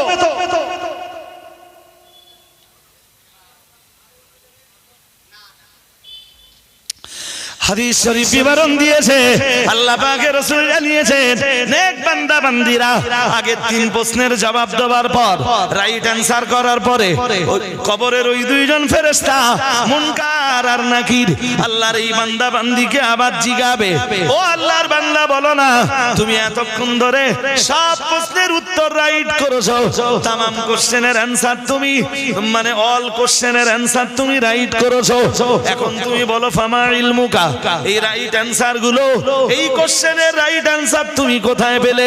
মুহাম্মদুর রাসূলুল্লাহ সাল্লাল্লাহু আলাইহি ওয়াসাল্লাম, আমার আল্লাহর নবী জানিয়ে দিয়েছেন, আল্লাহর নেক বান্দা বান্দি তখন বলে, করাতু কিতাবাল্লাহ, আমি দুনিয়ায় আল্লাহর কিতাব পড়তাম, মানে আমি কোরআন পড়তাম। সুবহানাল্লাহ। আপনারা তো কোরআন পড়েন না, তা কি জবাব দেবেন সেইটা জিজ্ঞেস করতেছ, তো উত্তর পাইনি। কি মুসলমানের পাল্লায় পড়েছি যে কোরআন শরীফ শিখবে না? আমি দায়িত্ব, মাইন্ডে নেবেন না, আমি এটা দায়িত্ব নিয়ে বলছি, এখান থেকে 100 বছর সভা দেবেন, 100 বছর একভাবে গ্রামে যা উন্নতি হবে, 50টা ছেলের হাতে কোরআন তুলে দেবেন, তার চেয়ে বেশি উন্নতি হবে ইনশাআল্লাহ। কটা বলেছি? 100 বছর জলসা দিয়ে যা হবে, 1 বছর বা 6 মাসে 50টা ছেলের হাতে কোরআন তুলে দিলে তার চাইতে সওয়াব শুধু বেশি না, সব সময় সওয়াবের কথা বলেন কেন? জান্নাতে যাব তাই। আপনি মুখস্থ করতে করতে পারেন আজকে আমার কথা, দুনিয়া যদি আপনার জন্য জাহান্নামে পরিণত হয়ে থাকে, আপনি জান্নাত পাবেন না। আমার কথা ভালো মাইন্ডে নিতে পারেন, আবার মন্দ ভাবেও নিতে পারেন, যেভাবে ইচ্ছা নিতে পারেন। আবার বলছি, দুনিয়া যদি আপনার জন্য নরকে পরিণত হয়, আপনি পরকালে জান্নাত পাবেন। জোর করে বলেন কেন পাবেন না? শুনে নেন, ওই যে যেই দোয়াটা সবচেয়ে বেশি বেশি করেন, ওইটা একটু বলেন দিন দেখি, আপনারা শুনে দেখি আপনাদের কাছে। রব্বানা আতিনা, তারপর পড়েন ফিদ দুনিয়া হাসানা ওয়া ফিল আখিরাতি হাসানা। এর মানে কি? আগে দুনিয়ার ভালো না আখিরাতের ভালো? আবার বলে আখিরাতের ভালো। রব্বানা আতিনা ফিদ দুনিয়া, আগে দুনিয়ার ভালো না আখিরাত ভালো? আগে আল্লাহর কাছে কোনটা যাচ্ছি, দুনিয়ার ভালাই না আখিরাতের ভালাই? হ্যাঁ, আখিরাতে এ তো নরকে বাস করতেছে। বুঝতে অসুবিধা হচ্ছে? হ্যাঁ, আমার মজলিসে এত ঠান্ডায় হবে না ভাই। আর এই আজকে 10টায় তুলেছে, আমি তাও বলবো রাত হয়ে গেছে। আপনাকে বসতে হবে রাত 8টায়, একদম এশার নামাজ পড়ে আপনাকে বসতে হবে। আপনি নিজেও কোরআন শিখলেন না, আপনার কোচিরেও কোরআন শেখালেন না। ভরসা আপনি মরে যাবার পরে আপনার কবরের ধারে দাঁড়িয়ে কাঁদবে কে? ইমাম সাহেব। যেমন পয়সা দেবেন ইমাম তেমন কাঁদবে। পয়সা শেষ, কান্নাও। সত্যি কথা না মিথ্যা কথা? এই আমরা যারা এসি কাঁদবো কিসে? আপনাদের মায়ায় না পয়সায়? এই একদম সত্যি কথা। এই সত্যি কথা সবার কাছে পাবেন না। যেরাম পয়সা দেবেন ওইরকম কাঁদবো, আল্লাহ আল্লাহ। পয়সা শেষ, কান্নাও।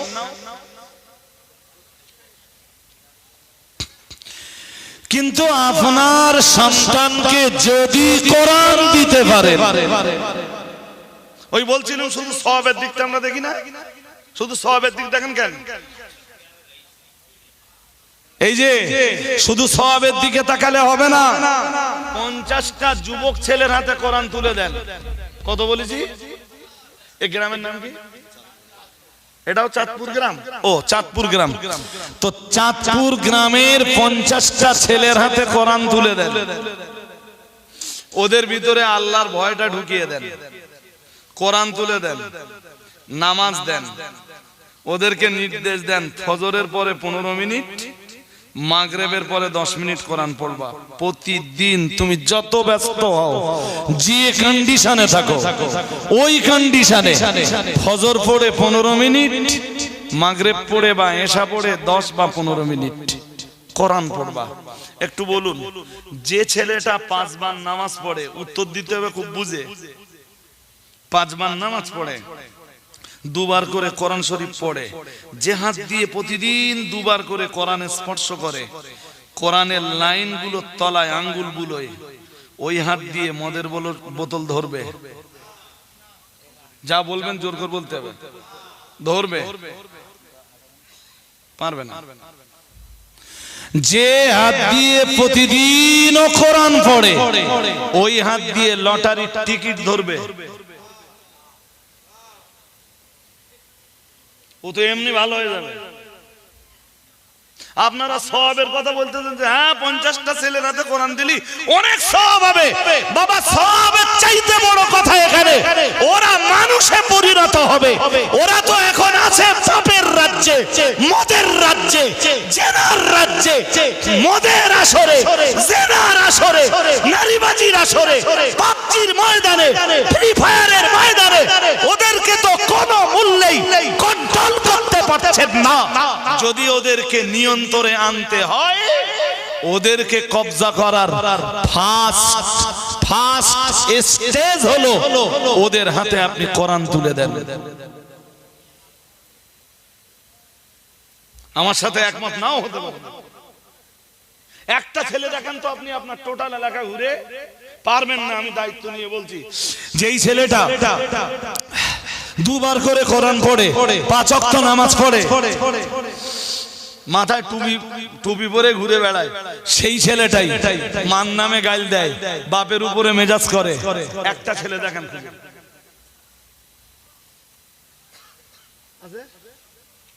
কিচ্ছু বলে না। আচ্ছা কেন নেই? কেন নেই? কেন? আর আমার সাথে চলুন দেখাবো ইঞ্জিনিয়ারের মা বৃদ্ধাশ্রমে। কোথায় কোথায়? হাই স্কুলেরই হেডমাস্টারের মা বৃদ্ধাশ্রমে রাত দিন কেটে যাচ্ছে, তাদের চোখ দিয়ে টপ টপ করে শুধু পানি পড়ছে। কেন? আমি শুরুতে যখন বলছিলাম যে পৃথিবীতে একমাত্র মানবতার শিক্ষা, মানুষ হওয়ার মতো পৃথিবীতে একমাত্র শিক্ষা হলো কোরআনুল কারীমের শিক্ষা। সুবহানাল্লাহ। আর একটু মন খুলে বলুন, আপনারা গুরুত্ব দেননি। আমাকে আর দাউদ করতে হবে না আপনাদের চাঁদপুর গ্রামে। পায়ে ধরছি, আপনাদের পায়ে ধরছি। ইমাম সাহেব ভাইয়ের সঙ্গে এসে কথা বলে ভালো লাগলো, এবং মেহেরপুরে বাড়ি, তাই তো? আমি বলছি না যে ওর পয়সা বাড়িয়ে দেন, আমি বলছি একটা করে টাইম আপনারা একটু বসুন যারা কোরআন জানেন না। আপনি এখনো বুড়ো বয়সে লাগলে, আমার নলেজে আছে 75 বছরের বুড়ো কোরআন শিখেছে।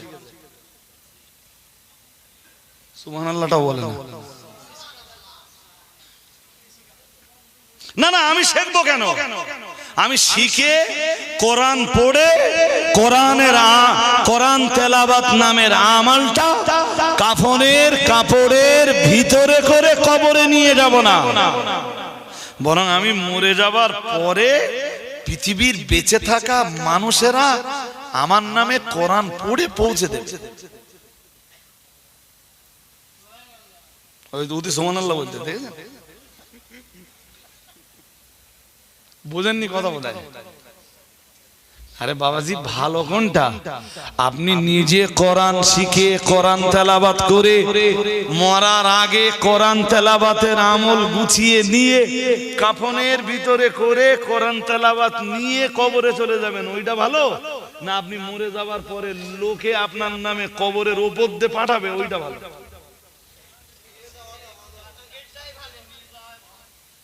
আজকে বুঝতেছেন এইটা?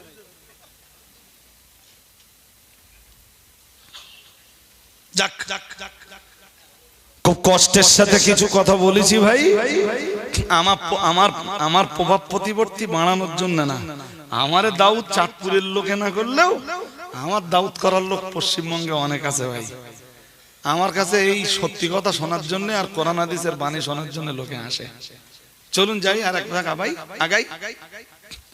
হাদিস শরীফ বিবরণ দিয়েছে, ওই চারটে প্রশ্নের জবাব যখন হয়ে যায়, ও বাবাজিরা ভাইরা আমার, আল্লাহ পাক রব্বুল আলামিন ওই সময় কবরের ভিতরে ওই দুইজন ফেরেশতাকে ডাক দিয়ে বলেন, ও আমার ফেরেশতারা, আমার বান্দা বান্দীকে আর বিরক্ত করো না। আমি আল্লাহ পাক রব্বুল আলামিন বলছি, ফায়ুনাদি মুনাদিম মিনাস সামাই আন সাদাকা আবদি। ও আমার ফেরেশতারা, আমার বান্দা বান্দী সত্য কথা বলেছে, দেরি করো না ফেরেশতারা, আমার বান্দা বান্দির কবরটা ছেড়ে দাও। আন সাদাকা আবদি, আমার বান্দা বান্দি সত্য কথা বলেছে, কবর ছেড়ে চলে এসো। আর কবরটা ছেড়ে দেওয়ার আগে তোমাদের 3টি কাজ রয়েছে, কাজ 3টি করে ফেলো। হাদিস শরীফ বিবরণ দিয়েছে, দয়ার নবী মুহাম্মদুর রাসূলুল্লাহ সাল্লাল্লাহু আলাইহি ওয়াসাল্লাম নবী আমার জানিয়ে দিয়েছেন, মহান আল্লাহ 1 নম্বরে বলেন, ফাফরিশু লাহু মিনাল জান্নাহ।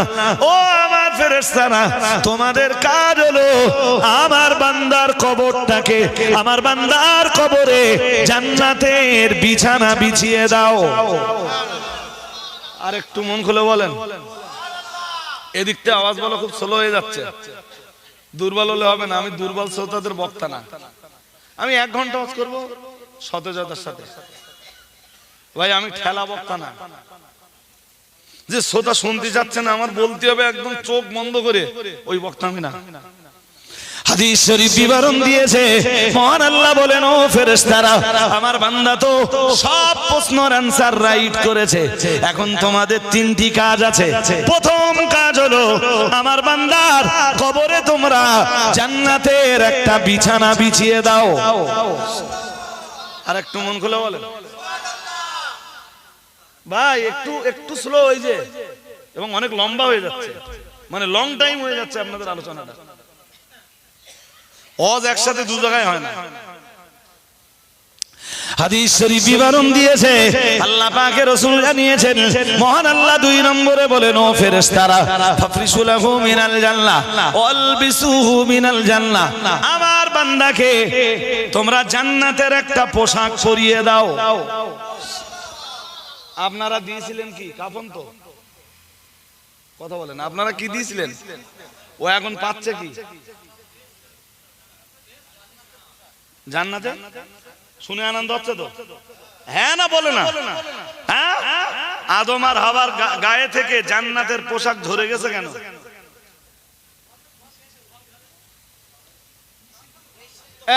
এবার লাইন নিয়েছেন, নিষিদ্ধ ফল খেয়েছে। নিষিদ্ধ, নিষিদ্ধ বলতে কি? যাতে আল্লাহ নিষেধ ছিল, যাতে আল্লাহ বাহ, সারা জীবন পাটি হারাম খেয়ে কবরে গেছে। শুনছেন নাকি? সারা জীবন ধরে পাটি হারাম খেয়ে খেয়ে কবরে গেছে, জান্নাতের পোশাক। এখান থেকে কি স্পষ্ট হলো যে হারামখোরের গায়ে জান্নাতের পোশাক মানায়? জোর করে বলেন। হ্যাঁ, মানায় না। এই জন্য কোন হারামখোর কবরেও জান্নাতের পোশাক পাবে? বুঝতে অসুবিধা হয়েছে? হয়নি তো? যাক, চলুন কাম ব্যাক করি এবার।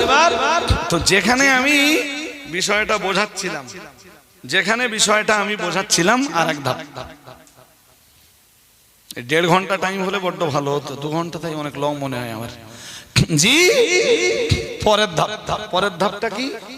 যেই আদম আর হাওয়ার দেহ থেকে পোশাক ঝরে গেল, হাওয়া বিবি জান্নাতের একটা গাছ থেকে, বাইরে এত আওয়াজ হচ্ছে কেন ভাই? যাই হচ্ছে বললে হয় না? তাহলে আমি শুরুতে কি ওয়াজ করে এলো? বললাম আপনাদের যেমন মনোযোগ দিয়ে শুনতে হবে, চতুর্দিকে আর কোনো আওয়াজ থাকবে না। শুরুতে বলেছিল, মনে আছে? হ্যাঁ, এটা হলো কোরআনের মজলিসের আদব।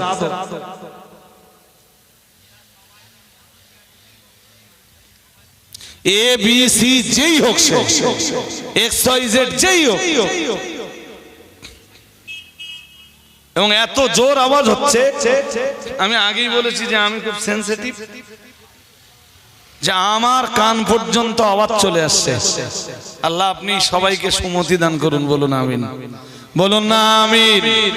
তা মানুষের বিবেক বলে তো কিছু থাকে। হাজারিনে মজলিস মনে রাখুন, আমি আপনাকে বলে বোঝাতে চাইছি, হযরত নবী আদম আলাইহিস সালাম আর আম্মা জান হাওয়া আলাইহিস সালামের দেহ থেকে যেই না জান্নাতের ওই পোশাক ঝরে পড়ে গেল, আম্মা জান হাওয়া যে জান্নাতের কোন একটা গাছ থেকে 8টা পাতা পারলেন, আদমকে দিলেন 3টা, নিজে নিলেন 5টা। শুনছেন? আরে বাবা, গায়ে তো পোশাক নেই, তা লজ্জা অঙ্গ ঢাকতে হবে তো। হ্যাঁ না বলো না? তা জান্নাতের একটা গাছের পাতা নিলেন, 8টা পাতা পারলেন, 8। আদম নবীকে দিলেন 3টা, নিজে নিলেন 5টা। এখনো দেখবেন ছেলেরা মরে গেলে কাফনের কাপড় ছেলেদের, কথা বলেন, মেয়েদের, এর মানে মেয়েদের পর্দা একটু, দোকান বড় হলে শাটার বড় হবে। হ্যাঁ না বলেন?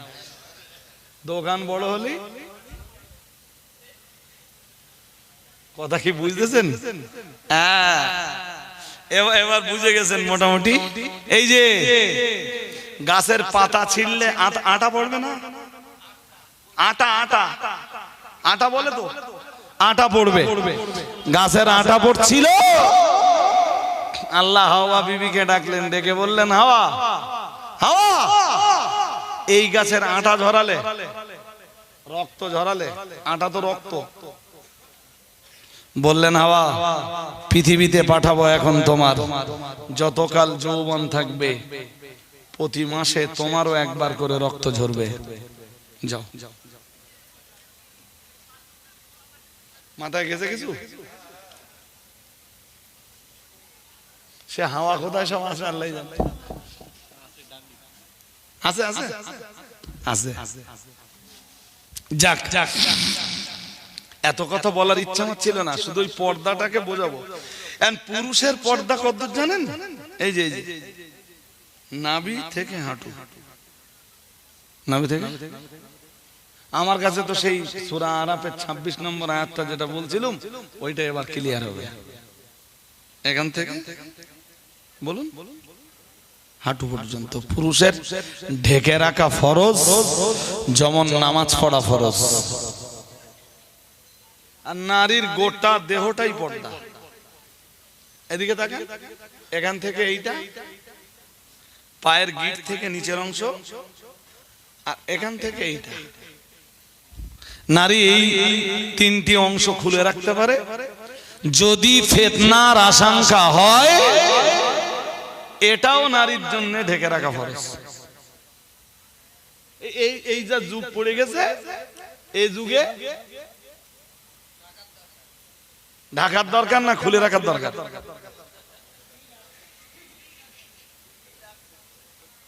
দয়া শরীর সব।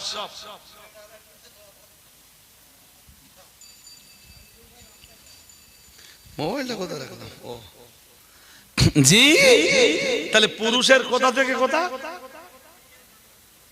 বেশ, আপনারা এটা বুঝে গেছেন।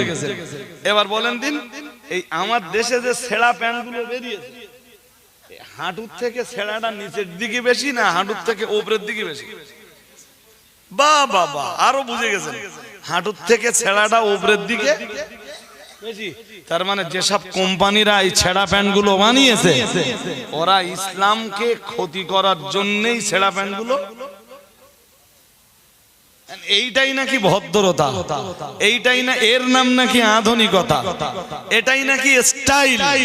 এই ছেঁড়া মালের দাম নাকি আরো।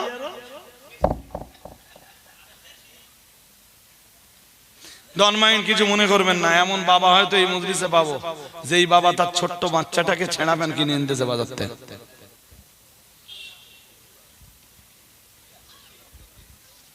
বাচ্চা মানুষ করার ইচ্ছা যদি থাকে, ছোটবেলা থেকে তাকে গড়ুন। পেকে গেলে আর করতে পারবেন না। এখন ছেঁড়া প্যান্ট ইহুদিদের ক্ষতি না করুক, হিন্দু ভাইদের ক্ষতি না করুক, ছেঁড়া প্যান্ট খ্রিস্টানদের ক্ষতি নাই বা করুক, মুসলমানদের ক্ষতি হয়েছে, ইসলামের ক্ষতি হয়েছে। সন্দেহ আছে? আরে জোর করে বলতে হবে, সন্দেহ আছে? পড়তেছ তো ছেঁড়া প্যান্ট। কোন ধরনের নির্লজ্জতা, কোন ধরনের বেহায়াপনা!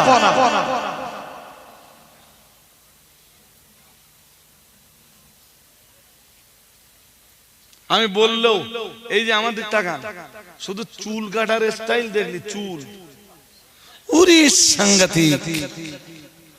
এক একটা চুল কেটে আসবে, তা শয়তান পর্যন্ত দেখে হাসবে যে আমি তোর কাছে হেরে গেলুম, আমি শয়তান ছিলুম। শয়তানে শয়তানে শয়তান পর্যন্ত ভাবে যে আমি শয়তান ছিলাম।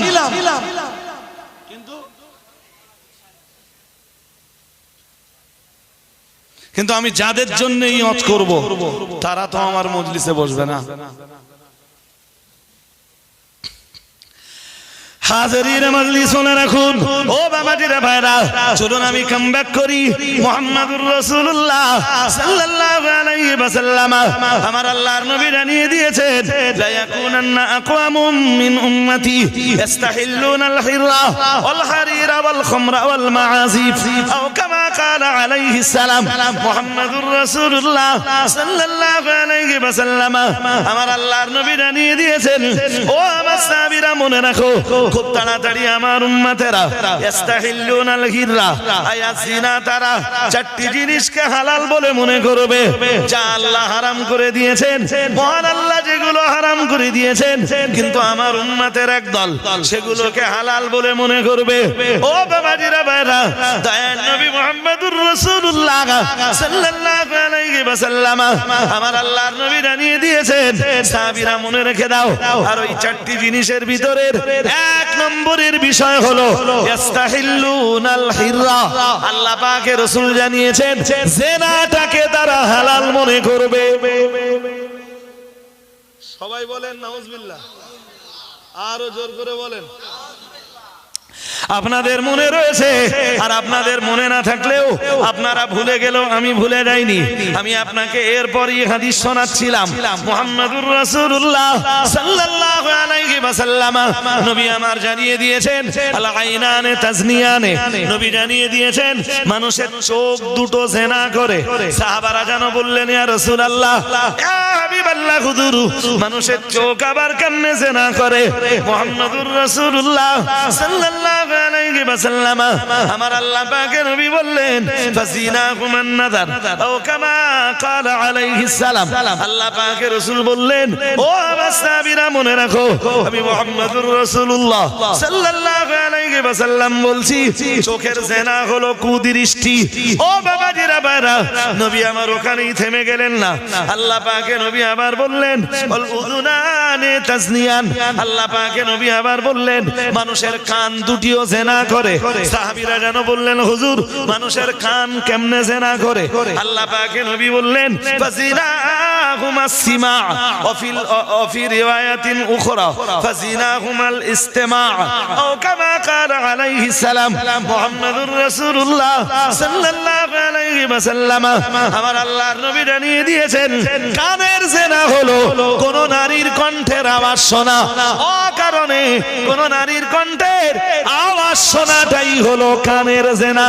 মেয়েদের গান শোনা, ঘন্টার পর ঘন্টা বেগানা নারীর সাথে কথাবার্তা বলা এবং ওই নারীর কণ্ঠের আওয়াজ শোনা, এটা কিসের জিনা? জোর করে বলেন, এই জিনা সমাজে আছে না নেই? এই শিক্ষা কোন স্কুলে দেওয়া হয় যে ও ছেলেরা ও মেয়েরা কানের জিনা থেকে বাঁচো, চোখের জিনা থেকে বাঁচো? কোন স্কুলে দেওয়া হয়? জোর করে বলেন। নেই, নেই। তাই রাগ করে বলেছিলাম অনেক আগে, শুরুতে মনে আছে, বলেছিলাম মানুষ হওয়ার মতো শিক্ষা আল্লাহ দিয়েছেন। সুবহানাল্লাহ। হয় না? মানুষ হওয়ার শিক্ষা কে দিয়েছেন? আল্লাহ। মানুষ সভ্যতার শিক্ষা মুহাম্মদ সাল্লাল্লাহু আলাইহি ওয়াসাল্লাম দিয়েছেন। নির্লজ্জতা বিশ্বের দরবারে দাঁড়িয়ে যত নির্লজ্জতা ছিল, বেহায়াপনা ছিল, নগ্নতা ছিল, অশ্লীলতা ছিল, সব কিছুকে দূর করে দিয়েছেন হযরত মুহাম্মদ। আরেকটু মন খুলে বলেন, কোন যুগে দাঁড়িয়ে ওয়াজ করছি? একটু পরে বলছি কোন যুগে দাঁড়িয়ে ওয়াজ করছি, সেটা পরে বলছি, অ্যানসারটা পরে দিচ্ছি। আগে আরেকটু শুনে নেন। নবী বললেন ও সাহাবীরা জানো এই যে কি এটা? জিব। জিব জিব। নবী বললেন জিবও জিনা করে। কি করে? কি করে? সাহাবীরা বললেন কেমনে করে? নবীজি বললেন ফাজিনাহুল মান্তিক। নবী বললেন বেগানা মেয়েদের সাথে কথাবার্তা বলাটাই হলো জিবের জিনা। অকারণে, কোনো কারণ নেই। রাত্রে ফোন করে রাত 1:30 বাজে, এই প্রচন্ড ঠান্ডায় রাস্তার ধারে দাঁড়িয়ে ফোন করতেছে, hello hello hello, what is this? ভাই এত রাত্রি তোর এই লেপ কম্বলের তোলা জায়গা নেই, তুই রাস্তার ধারে হ্যালো হ্যালো করতে? ও মা বাপ জেনে ফেলবে। ও হ্যালো হ্যালো, এই কোন ক্লাসে পড়িস তুই? তাহলে আমি গ্রাজুয়েশনের 3rd ইয়ার, আমার অনেক লেখাপড়া শিখেছো। মানুষ হলে কই গো? মানুষ হলে না তো। হাদিস বিবরণ দিয়েছে। ও বাবাজিরা বাবারা, বলতে বলতে আমি অনেক দূর চলে এসেছি, আরো বলতে পারবো।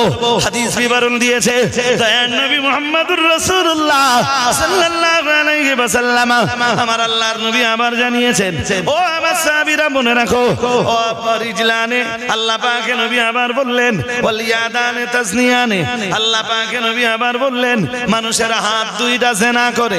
সাহাবারা যেন বললেন, হুজুর মানুষের হাত দুটো কেমনে জিনা করে? মুহাম্মদুর রাসূলুল্লাহ সাল্লাল্লাহু আলাইহি ওয়াসাল্লাম, আমার আল্লাহর নবী বললেন, ফাজিনাহুমাল বাতাস, আল্লাহ পাকে নবী বললেন, হাত দিয়ে, এই যে হাত দিয়ে বেগানা নারীকে স্পর্শ করা, অকারণে স্পর্শ করা। আপনার স্ত্রীকে কোনো ডাক্তারের কাছে নিয়ে গেছেন, ডাক্তার তাকে প্রয়োজনে স্পর্শ করেছে রোগ দেখার জন্য, ওটা শরীয়তে ঘৃণার সাথে জায়েজ জায়েজ জায়েজ, ওটা না জায়েজ বলেছে? আরে হ্যাঁ না বলবা তো, ভালো মহিলা ডাক্তার পাওয়া যাচ্ছে না, পুরুষ ডাক্তারের কাছে নিয়ে গেছো তো ডাক্তার গায়ে প্রয়োজনে তো হাত দেবে। আরে হ্যাঁ না বলে না? হ্যাঁ, প্রেসার টেসার দেখতে গেলে কোন ডাক্তারের যদি এতে খারাপ নিয়ত থাকে, তার দায় তার উপরে। কথা শুনছেন? কোনো দরকার ছিল না।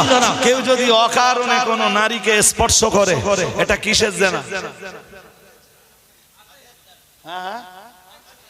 আমাদের আমার সাথে কথা বলেন এবার।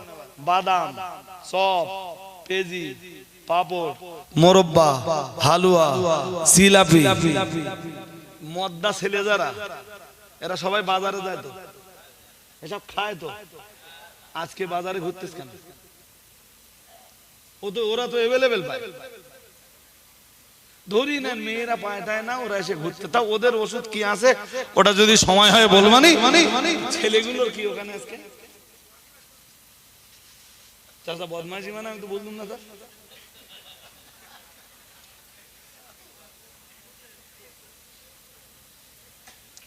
চাচা বুঝতে পেরেছে হলুদ ধরি ফেলে কিসের জেনা? একাধারে চোখের জেনা, একাধারে জিভের জেনা, একাধারে কানের জেনা, শুধু ওই পর্যন্ত শেষ না। আল্লাহ পাকের নবী আবার বললেন, ও আমার সাহাবীরা মনে রাখো, আমি আল্লাহ পাকের রাসূল তোমাদেরকে বলছি। আল্লাহ পাকের হাবিব আবার বললেন, ওয়ারিজিলানে তাজনিয়ান, আল্লাহ পাকের নবী বললেন, মানুষের পা দুইটাও জিনা করে। ও বাবাজিরা বাবারা, মুহাম্মদুর রাসূলুল্লাহ সাল্লাল্লাহু আলাইহি ওয়াসাল্লাম সাহাবীদেরকে বিষয়টা বুঝিয়ে দিতে যেয়ে বললেন, ও আমার সাহাবীরা মনে রাখো, ফাজিনাহুমাল খুতা কামা ক্বালা আলাইহিস সালাম, আল্লাহ পাকের রাসূল বললেন, পায়ের জিনা হলো কোন নারীকে পাওয়ার জন্য হেঁটে যাওয়া, পাটাকে ব্যবহার করে কোন নারীকে পাওয়ার জন্য পৌঁছে যাওয়া। কিসের জিনা? জোর করে বলেন। পা না থাকলে তুমি যেতেই পারবা না। পা না থাকলে, এই দেখেন ফোনে বেশ কিছুদিন ধরে সম্পর্ক টর্ক হয়ে গেছে, এবারে ফোনে ফোনে বলতে, দেখো ওই ধানতলা থানার ওখানে এসো, থানার মোড়ে এসো, তোমার সাথে দেখা হবে। ওটাও বেরিয়ে এসছে, এটাও বেরিয়ে এসছে। আপনি জানেন ফেসবুক থেকে বের হচ্ছে? হ্যাঁ না কিছু বলে না। হ্যাঁ হ্যাঁ, ফেসবুকে বিয়ের পরে হিসাব করে দেখা গেছে, মানে বিয়ের পরে হিসাব করে দেখেছে যে মেয়ের বয়স 50 প্লাস আর ছেলের বয়স 20 প্লাস। প্রেম কিসের? জোর করে বলে না।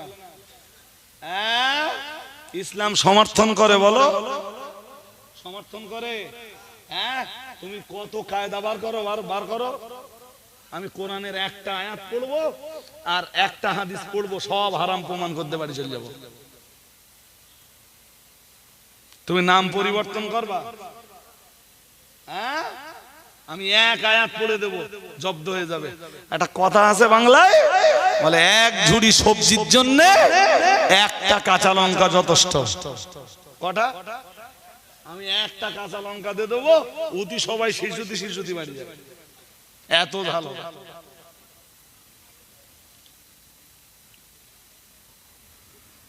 জি নবী এরপরে বললেন কালবের জেনা আছে, কালব। সাহাবারা বললেন হুজুর কালবের জেনা। নবীজি বললেন তামান্না, ব্যভিচারের যে চাহিদাটা, এই চাহিদাটাই হলো কিসের জেনা? কিসের জেনা? এবার হিসাব করেন দিন। চোখের কত হলো? 3। হাত,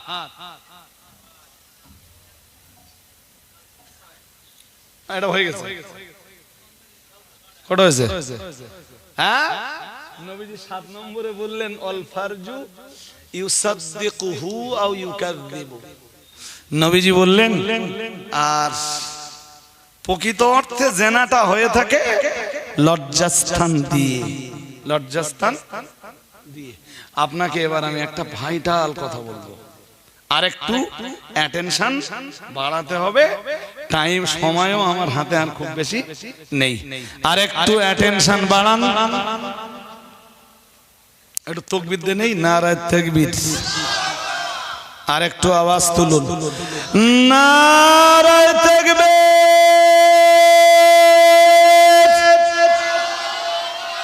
আপনাদের দুবার দোয়া হয়ে গেছে, বলেন একবার দে আবার মারতে যাওয়ার সময়।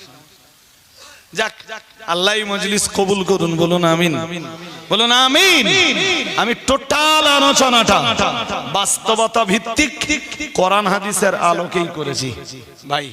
তবে এটা ঠিক, কোরআন হাদিস সবার সহ্য। অনেকেই আছে তো কেসা কাহিনী, জীবনী, ইতিহাস, হুজুর একটু মা ফাতেমার ঘটনা শোনাবে। তা আমি নাই মা ফাতেমার ঘটনা শোনালাম, তুমি ধর্ম করবা কি দে? আমি নাই বড় পীর সাহেবের জীবনী শোনালাম, তুমি ধর্ম করবা কেমনে? আর এই সমাজ পরিবর্তন হবে কেমনে?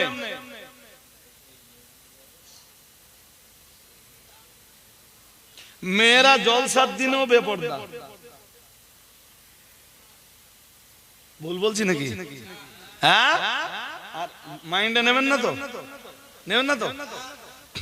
আমার নট 20 পরে যে মেলা বসে না জলসা উপলক্ষে, তা বলছি না, বসে। তবে আপনাদের নদীয়ার কাছে আমরা অনেক আগের থেকে হেরে আসি, হেরে গেছি না অনেক আগের থেকে হেরে। আমি সেদিন ওই চাপড়ার একটা জলসা গেছি, তেমনি মজলিসে যা লোক হয়েছে চাপড়া, আর কি পরিমাণ যে লোক রাস্তায়, কল্পনা করা যাবে না। হাদিস কি বলেছে? আমার আল্লাহর নবী জানিয়ে দিয়েছেন, ও আমার সাহাবীরা মনে রাখো, খায়রুল বিকাই মাসাজিদুহা আও কামা ক্বালা আলাইহিস সালাম। আল্লাহ পাকের রাসূল জানিয়েছেন পৃথিবীর শ্রেষ্ঠ জায়গা হলো মসজিদ। ও বাবাজিরা ভাইরা, নবী আমার আবার জানিয়েছেন ও শাররুল বিকাই আসওয়াকুহা আও কামা ক্বালা আলাইহিস সালাম। আল্লাহ পাকের রাসূল জানিয়েছেন পৃথিবীর নিকৃষ্ট জায়গা হলো বাজার।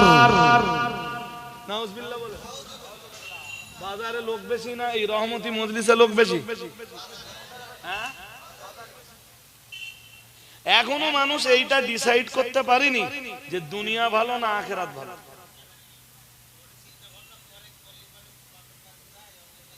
আমার কথা বুঝতেছেন? যদি মানুষ বিশ্বাস করত যে আমার কাছে আখিরাত ভালো, হ্যাঁ বলতো কোন হুজুর কেরাম বলতেছে আমার জানার দরকার নেই, কোরআন হাদিস তো বলতেছে, ওই যে বসে শুনিয়ে দেয়। আর একটু মাঝে মাঝে সুবহানাল্লাহ, আলহামদুলিল্লাহ, দরুদ শরীফ, কালমা শরীফ, রাসূলের প্রতি সালাত সালাম এগুলো আদায় করে। খুব কষ্ট, যত কষ্ট নিয়ে বলছি জি, আর তত লজ্জার সাথে বলছি। যাক, বলতেছিলাম একটা ভাইটাল পয়েন্ট লাস্ট টাইম আপনাকে দেব আমি। কি বলছিলাম যে যে যুগে আমি ওয়াজ করছি এটা এমন এক যুগ, জানেন আমার দেশে লোয়ার কোর্ট আছে, হাই কোর্ট আছে, সুপ্রিম কোর্ট আছে, আছে না নেই? আমি একটা ইংরেজি বলি, দেখেন দিন আপনার হাতলে মাটি মান কি? লিভ ইন রিলেশন, নাম শুনেছেন? আমি এমনি ইংরেজি জানি না, আমি কোন রকম গড়িয়ে মাধ্যমিকে কোন রকম সেই আমলে মাধ্যমিকে 60 পেয়েছিল। আমি ভালো না, আমি অ্যারাবিক সাবজেক্টে 99 পাওয়া ছেলে, কিন্তু আমি ইংরেজিতে ভালো ছিলাম না। এখন পরে একটু অর্ধেক চর্চা করে খানিকটা ভালো। সম্পর্কটার নাম হলো লিভ ইন রিলেশন। নাম শুনেছেন? বাবাজি যারা আছেন আপনারা হাতে মাটি পাবেন না। শুনেছো ভাই? শুনেছো? অনেকে জানেন, গুগলে সার্চ দেখেন কি বলে। জানেন ভারতবর্ষের অনেকগুলো রাজ্যের হাইকোর্ট, এমনকি সুপ্রিম কোর্ট পর্যন্ত বলেছে লিভ ইন রিলেশন বৈধ। সে কি জানেন? সেটা হলো একটা ছেলে আর একটা মেয়ে, তারা ঐক্যমত হলে বিয়ের আগেও এক জায়গায় অবস্থান করতে, রাত কাটাতে পারবে। বিয়ের আগে না পরে? জোর করে বলেন, বিয়ের আগে না পরে? বড় হলে তো আর বলার দরকারই হতো না, ওটা বলার দরকার নেই। বিয়ের আগে রাত কাটাতে পারবে, ওর নাম হলো লিভ ইন। ওটা যায়, ওটা জোর করে বলেন, ওটা আরে বাবা আদালতের কাছে ওটা কি, আর আমাদের কাছে কি? আমাদের কাছে কি বলেছেন আল্লাহ? চলেন দেখে নিই কি চ্যাম্পিয়ন করে মহান আল্লাহ বললেন, কদ আফলাহাল মুমিনুন আল্লাযীনা হুম ফি সালাতিহিম খাশিউন ওয়াল্লাযীনা কদ আফলাহাল মুমিনুন আল্লাযীনা হুম ফি সালাতিহিম খাশিউন ওয়াল্লাযীনা হুম আনিল লাগবি মুরিদুন ওয়াল্লাযীনা হুম লিয-যাকাতি ফাঈলুন ওয়াল্লাযীনা হুম লিফুরুজিহিম হাফিযুন ইল্লা আলা আসওয়াজিহিম আও মা বালাকাত আইমানুহুম فإنهم غير ملومين। পড়ুন আল্লাহু আকবার, আরো আওয়াজ দিয়ে পড়েন। এই দেখেন আমি একদম শেষ পর্যায়ে চলে এসেছি, পরবর্তী হযরত এসেও পড়েছেন, আমার আর 5 মিনিট হয়ে যাবে ইনশাআল্লাহ। মনোসংযোগটা এদিকে রাখতে হবে। এখানে কি কি আছে সব বলার সময় আমার নেই। আল্লাহ ঈমানদারদের গুণাবলীর বিবরণ দিতে মহান আল্লাহ এই জায়গাটাতে 18 পারা সূরা মুমিনুনের প্রথম রুকুতে ঈমানদারদের 7টা গুণের পরিচয় দিয়েছেন। আর আল্লাহ পাক রব্বুল আলামিন 4 নম্বর পরিচয় দিতে যে বললেন, ঈমানদার তারা ওয়াল্লাযীনা হুম লিফুরুজিহিম হাফিযুন, যারা তাদের লজ্জাস্থানকে হেফাজত করে। সুবহানাল্লাহ। আর একটু মন খুলে বলেন, কি হেফাজত করে? শুনছেন আমার ওয়াজ নাকি? হ্যাঁ। আর এই লজ্জাস্থান যারা হেফাজত করতে পারে, আর একটু এগিয়ে আল্লাহ ওদের জন্য বলেছেন, উলাইকা হুমুল ওয়ারিসুন আল্লাযীনা ইয়ারিসুনাল ফিরদাউসা হুম ফিহা খালিদুন। সুবহানাল্লাহ। আল্লাহ বলেছেন ওদের জায়গা জান্নাতুল ফিরদাউসে।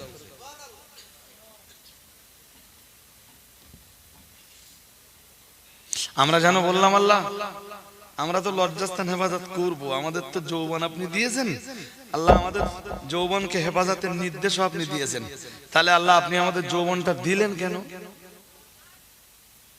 আল্লাহ তার জবাব দিয়েছেন কোরআনের সূরা নিসায়। আল্লাহ বলেন যৌবন তো তোদের জীবনও দিলাম, যৌবনও দিলাম। সূরা নাবাতে বললেন খালাকনাকুম আজওয়াজা, তোদের জন্য জোড়াও বানালাম। সুবহানাল্লাহ। আর একটু মন খুলে আমরা বললাম আল্লাহ তারপরে কি করলেন? আল্লাহ বললেন ফানকিহু মা তাবা লাকুম মিনান নিসাই মাসনা ওয়া সুলাসা ওয়া রুবা ফাইন খিফতুম আল্লা তা'দিলু ফাওয়াহিদা। আল্লাহ বললেন তোদের জন্য বিয়ের অধিকারটাও আমি আল্লাহ প্রদান করলাম। বিয়ের অধিকার মানুষের না কুত্তার? জোর করে বলেন। বিয়ের অধিকারটা গরুর না মানুষের? কেউ যদি বলে যে গরুরে আল্লাহ বিয়ের অধিকার দিয়েছে, আমরা হাসবো কিনা? বিয়ের অধিকার কারে দিয়েছে আল্লাহ? গরুর আছে, ছাগলের আছে, কুত্তার আছে, বিড়ালের আছে, নেই তো? নেই। মানুষের জন্য যেহেতু আল্লাহ বিয়ের অধিকার দিয়েছেন, তাই 15 পারা সূরা বানী ইসরাঈলের 32 নম্বর আয়াতে যে মহান আল্লাহ জানিয়েছেন, ওয়ালা তাকরাবুজ জিনা ইন্নাহু কানা ফাহিশাতাও ওয়া সাআ সাবিলা। ও বান্দা মনে রাখো, তোমাকে আমি আল্লাহ জীবনও দিলাম, তোমাকে আমি আল্লাহ যৌবনও দান করলাম। শুধু জীবন যৌবন দিলাম তাই না, তোমার জন্য জুড়ি বানালাম, তোমার জন্য বিয়ের অধিকার সাব্যস্ত করলাম। যেহেতু আমি আল্লাহ তোমাকে বিবাহের অধিকারটা দিলাম, তাই এবারে তুমি মনে রাখো, জিনাটা আমি আল্লাহ তোমার জন্য হারাম করে দিলাম। জিনা তোর জন্য বিয়ের অধিকার দিয়েছি বলেই জিনা হারাম। কুকুরের বিয়ের অধিকার দেয়নি, তাই কুকুরের জন্য জিনা হারাম ঘোষণা। বুঝতে অসুবিধা হচ্ছে? আজ পর্যন্ত কোন মৌলবী বলেছে, কোন মৌলবী বলেছে যে কুকুরের জন্য জিনা হারাম, গরুর জন্য জিনা হারাম, বিড়ালের জন্য জিনা হারাম, ছাগলের জন্য জিনা হারাম? কোন মৌলবী কার জন্য বলেছে? কেন? মানুষের বিয়ের অধিকার আছে তাই। মানুষের বিয়ে এই পর্যন্ত বোঝার পরে এবার বলেন দিন যে কুকুরের বিয়ের অধিকার নেই, জেনাও হারাম না, এই জন্য কুকুর যেখানে মন চায় নিজের যৌন চাহিদা নিবারণ করতে পারে, যত্র তত্র, যেখানে সেখানে, যখন তখন। মানুষের জন্য বিয়ের অধিকারটা দিয়েছেন, জেনাটা আল্লাহ হারাম করে দিয়েছেন। সেই মানুষও যদি যেখানে সেখানে, যত্র তত্র, যখন তখন, যেখানে মন চায় সেখানে যদি যদি মানে যৌনাচারে লিপ্ত হয়, কুত্তার সাথে মানুষেরা তফাৎ থাকে? জোর করে বলতে হবে, কুত্তার সাথে মানুষেরা তফাৎ থাকে? এইসব কাজ যারা করে বেড়াচ্ছে ওগুলো কুত্তা না মানুষ? আবার চলে মানে শালা কুত্তার তো বিবেক নেই, এটার তো বিবেকও আছে। কুত্তার তো রুচিবোধ বলে কিছু নেই, এর তো রুচিবোধটাও আছে। তাহলে এই কুত্তার চেয়ে খারাপ হলে না ভালো হলে? সবাই বলেন, জোর করে বলেন। মার খাইটা সবাই খাবো, একা খাবো না। আমার কথা বুঝতেছেন? হাইকোর্টের জাস্টিসরা বললে লিভ ইন রিলেশন বৈধ। ওরা লেখাপড়া শিখিনি? হাইকোর্টের জাস্টিসরা ওরা লেখাপড়া শিখিনি? হ্যাঁ হ্যাঁ বলেন বলেন, কিরাম রায় দিল? আসলে লেখাপড়া শিখেছে, বাট ওদের কাছে কি নেই? কিছু বলেন কি নেই? নেই কি? হ্যাঁ, যেটা মানুষকে মানুষ বানায় সেইটা ওদের কাছে। এবার এই পর্যন্ত অশোনার পরে বলুন যে মানুষকে মানুষ বানানোর একমাত্র শিক্ষা কোথায় পাওয়া যায়? আপনি ইউরোপে যান, আমেরিকায় যান, একটা বাচ্চা পৃথিবীতে এলে সেই বাচ্চার পরিচয় হয় মায়ের পরিচয়। এডুকেশনে ওরা অনেক এগিয়ে। ভারতবর্ষের প্রধানমন্ত্রী তো চাওয়ালা। যে দেশের প্রধানমন্ত্রী চাওয়ালা হয় সে দেশের নাগরিকদের আর এডুকেশনের ডেভেলপমেন্ট কতটা হতে পারে? এরপরও বলছি, ইউরোপ আর আমেরিকা এডুকেশনে এত এগিয়ে থাকার পরেও একটা কোচি হলে মায়ের পরিচয়ে কোচিটা পরিচয় পায়, বাবার পরিচয় নেই। বলুন তো। আর এক মিনিট হুজুরকে বসিয়ে রেখেছি, বেয়াদবি হচ্ছে জানি, জাস্ট চলন্ত গাড়ি তো, শুধু ব্রেক করতে যেটুকু সময় যাচ্ছে। তো একটা কুকুরের বাচ্চা হলে, বাচ্চা পৃথিবীতে আসার পরে ও বাবা চেনে না মা চেনে? জোর করে বলেন। গরুর বাছুর মায়ের পেট থেকে এসে বাবা চেনে না মা চেনে? মা চেনে। ছাগলের বাচ্চা বাবা চেনে না মা চেনে? বিড়ালের বাচ্চা বাবা চেনে না মা চেনে? মা চেনে তো, জোর করে বলে না। ইউরোপ আর আমেরিকায় বাচ্চাগুলো পৃথিবীতে ভূমিষ্ঠ হচ্ছে, পরিচয় পাচ্ছে মায়ের পরিচয়ে। বলুন কুত্তার বাচ্চা আর মানুষের বাচ্চার ভিতরে তফাৎ কি আছে? আছে আছে আছে। বেশি আধুনিকতা নিতে গেলে ভারতবর্ষের কন্ডিশনও একই হবে। একটা বাচ্চা মানুষের ঘরে আসবে, মানুষের বাচ্চার মতো না। কিসের বাচ্চার মতো? বুঝতে অসুবিধা হয়েছে? হাজারিনে মজলিস, আপনাদের মাঝে এসেছেন যোগ্য মানুষ, আপনাদের কাছের মানুষ, কাজের মানুষ, ভালোবাসার মানুষ। উলাসী মাদ্রাসার মহামান্য দায়িত্বশীল টিআইসি সাহেব, তিনি কথা বলবেন, আপনাদের আলোচনা শুনতে হবে ওনার সাথে বসে বসে। কেন? না না, আমি এরকম সময় করিনি কোনোদিন। আমি অধিকাংশ ক্ষেত্রে ক্যাম্প করি কখন, যেমন দেখি যে আমার দোয়া করতে হবে, যদি হযরত মনে করেন হযরত একটু কোণে নেবেন, আমি করবো না। লাস্ট একটা কথা হুজুরকে বসিয়ে রেখে, মেয়েদের একটা না দুটো মাদ্রাসা চলে আমার দায়িত্বে। সংগঠনের সব পরিচয় এখন দেওয়ার সময় নেই। বসিরহাটের শাকচুড়া বাজার, এক্ষুনি 1200 আবার 200 মেয়ে ঢুকবে। এবার এই 1400 মেয়ের ধরুন গার্জিয়ান। কত? আপনাদের এই নদিয়া জেলার অনেক মেয়ে পড়ে, নদিয়া ডিস্ট্রিক্টের অনেক মেয়ে পড়ে, এবং আল্লাহ শুকরিয়া যে অনেক মেয়ে মৌলানা ফারেগাত হয়েছে।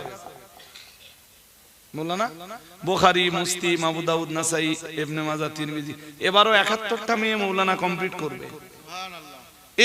এই 16ই জানুয়ারি খতমে বুখারীর অনুষ্ঠান। কত জানুয়ারি? দাওয়াত দিচ্ছি, পারলে যাবেন। বসিরহাটের শাকচুড়া বাজার। আর যদি কোনোদিন মনে হয় যে এক একটা মেয়ে দেবেন, বা আমি এই কাজটা কম বেশি, আমার ধরুন 2 কোটি টাকা খরচ আছে বছরে মাদ্রাসাতে। 2 লাখ না, 2 বলুন, 2 সব জনগণের দান। কোনোদিন যদি মনে হয় যে আমার কাজটা ভালো, তাহলে আপনারা একটু হাত বাড়ানো যায় কিনা দেখবেন। আর একটা কথা, মাদ্রাসাতে যারা দান করে তারা কেউ এককালীন দেয়, হয়তো 5000 দিলে, 10,000 দিলে, 1000 দিলে। আর একটা সিস্টেম আছে যে আপনি আমার মাদ্রাসার জন্য খাদিজা মাদ্রাসা, আমার খাদিজাতুল কুবরা বালিকা এতিমখানা ও মাদ্রাসার জন্য স্থায়ী একটা সদস্য। স্থায়ী সদস্য মানে বছরে একবার টাকা দেবে। 200 টাকা হতে পারে, 500 টাকা হতে পারে, 1000 টাকা হতে পারে, সেটা আপনার ব্যাপার। আপনার নামের এগেনস্টে, আপনার নামের পাশে একটা সিরিয়াল নাম্বার থাকবে। প্রতি বছর ইসালের সাহেবের আগে, নভেম্বর মাস পড়ার আগে আপনার বাড়িতে একটা চিঠি আসবে। চিঠিতে বলা থাকবে আপনি মাদ্রাসার সদস্য, মেহেরবানি পূর্বক আপনি টাকাটা এবার পরিশোধ করে দেন, এবং আপনি ইসালের সাহেবে আসুন। আমার কথা বুঝতেছেন? কারোর যদি মন চায় যে খাদিজা মাদ্রাসার সদস্য হবেন, তাহলে আমি নামলে আমার সাথে একটু কথা বলে নিলে কিভাবে সদস্য হওয়া যাবে আমি সেটা বলে দেব। হযরতকে বসিয়ে রেখে আমি আর অযথা কথা বলছি না। উনি আমার কাছে অত্যন্ত জ্ঞানী, বিচক্ষণ ব্যক্তিত্ব। আপনারা অনেকক্ষণ বসে বসে আমার কথা শুনেছেন। যদি খুব প্রয়োজনে ইস্তেঞ্জা, উযু, এই জাতীয় প্রয়োজনে যদি উঠতে হয়, একটু উঠবেন, আবার এসে আপনারা বসে পড়বেন। এই মজলিসের আদব বজায় রাখবেন, এই আশা দেখে আমার জন্য আপনারা দোয়া করবেন, এই আশা দেখে, বাসনা দেখে আজকের বক্তব্যের সমাপ্তি ঘোষণা করছি। আলহামদুলিল্লাহি রাব্বিল আলামিন। দরুদ শরীফ আল্লাহুম্মা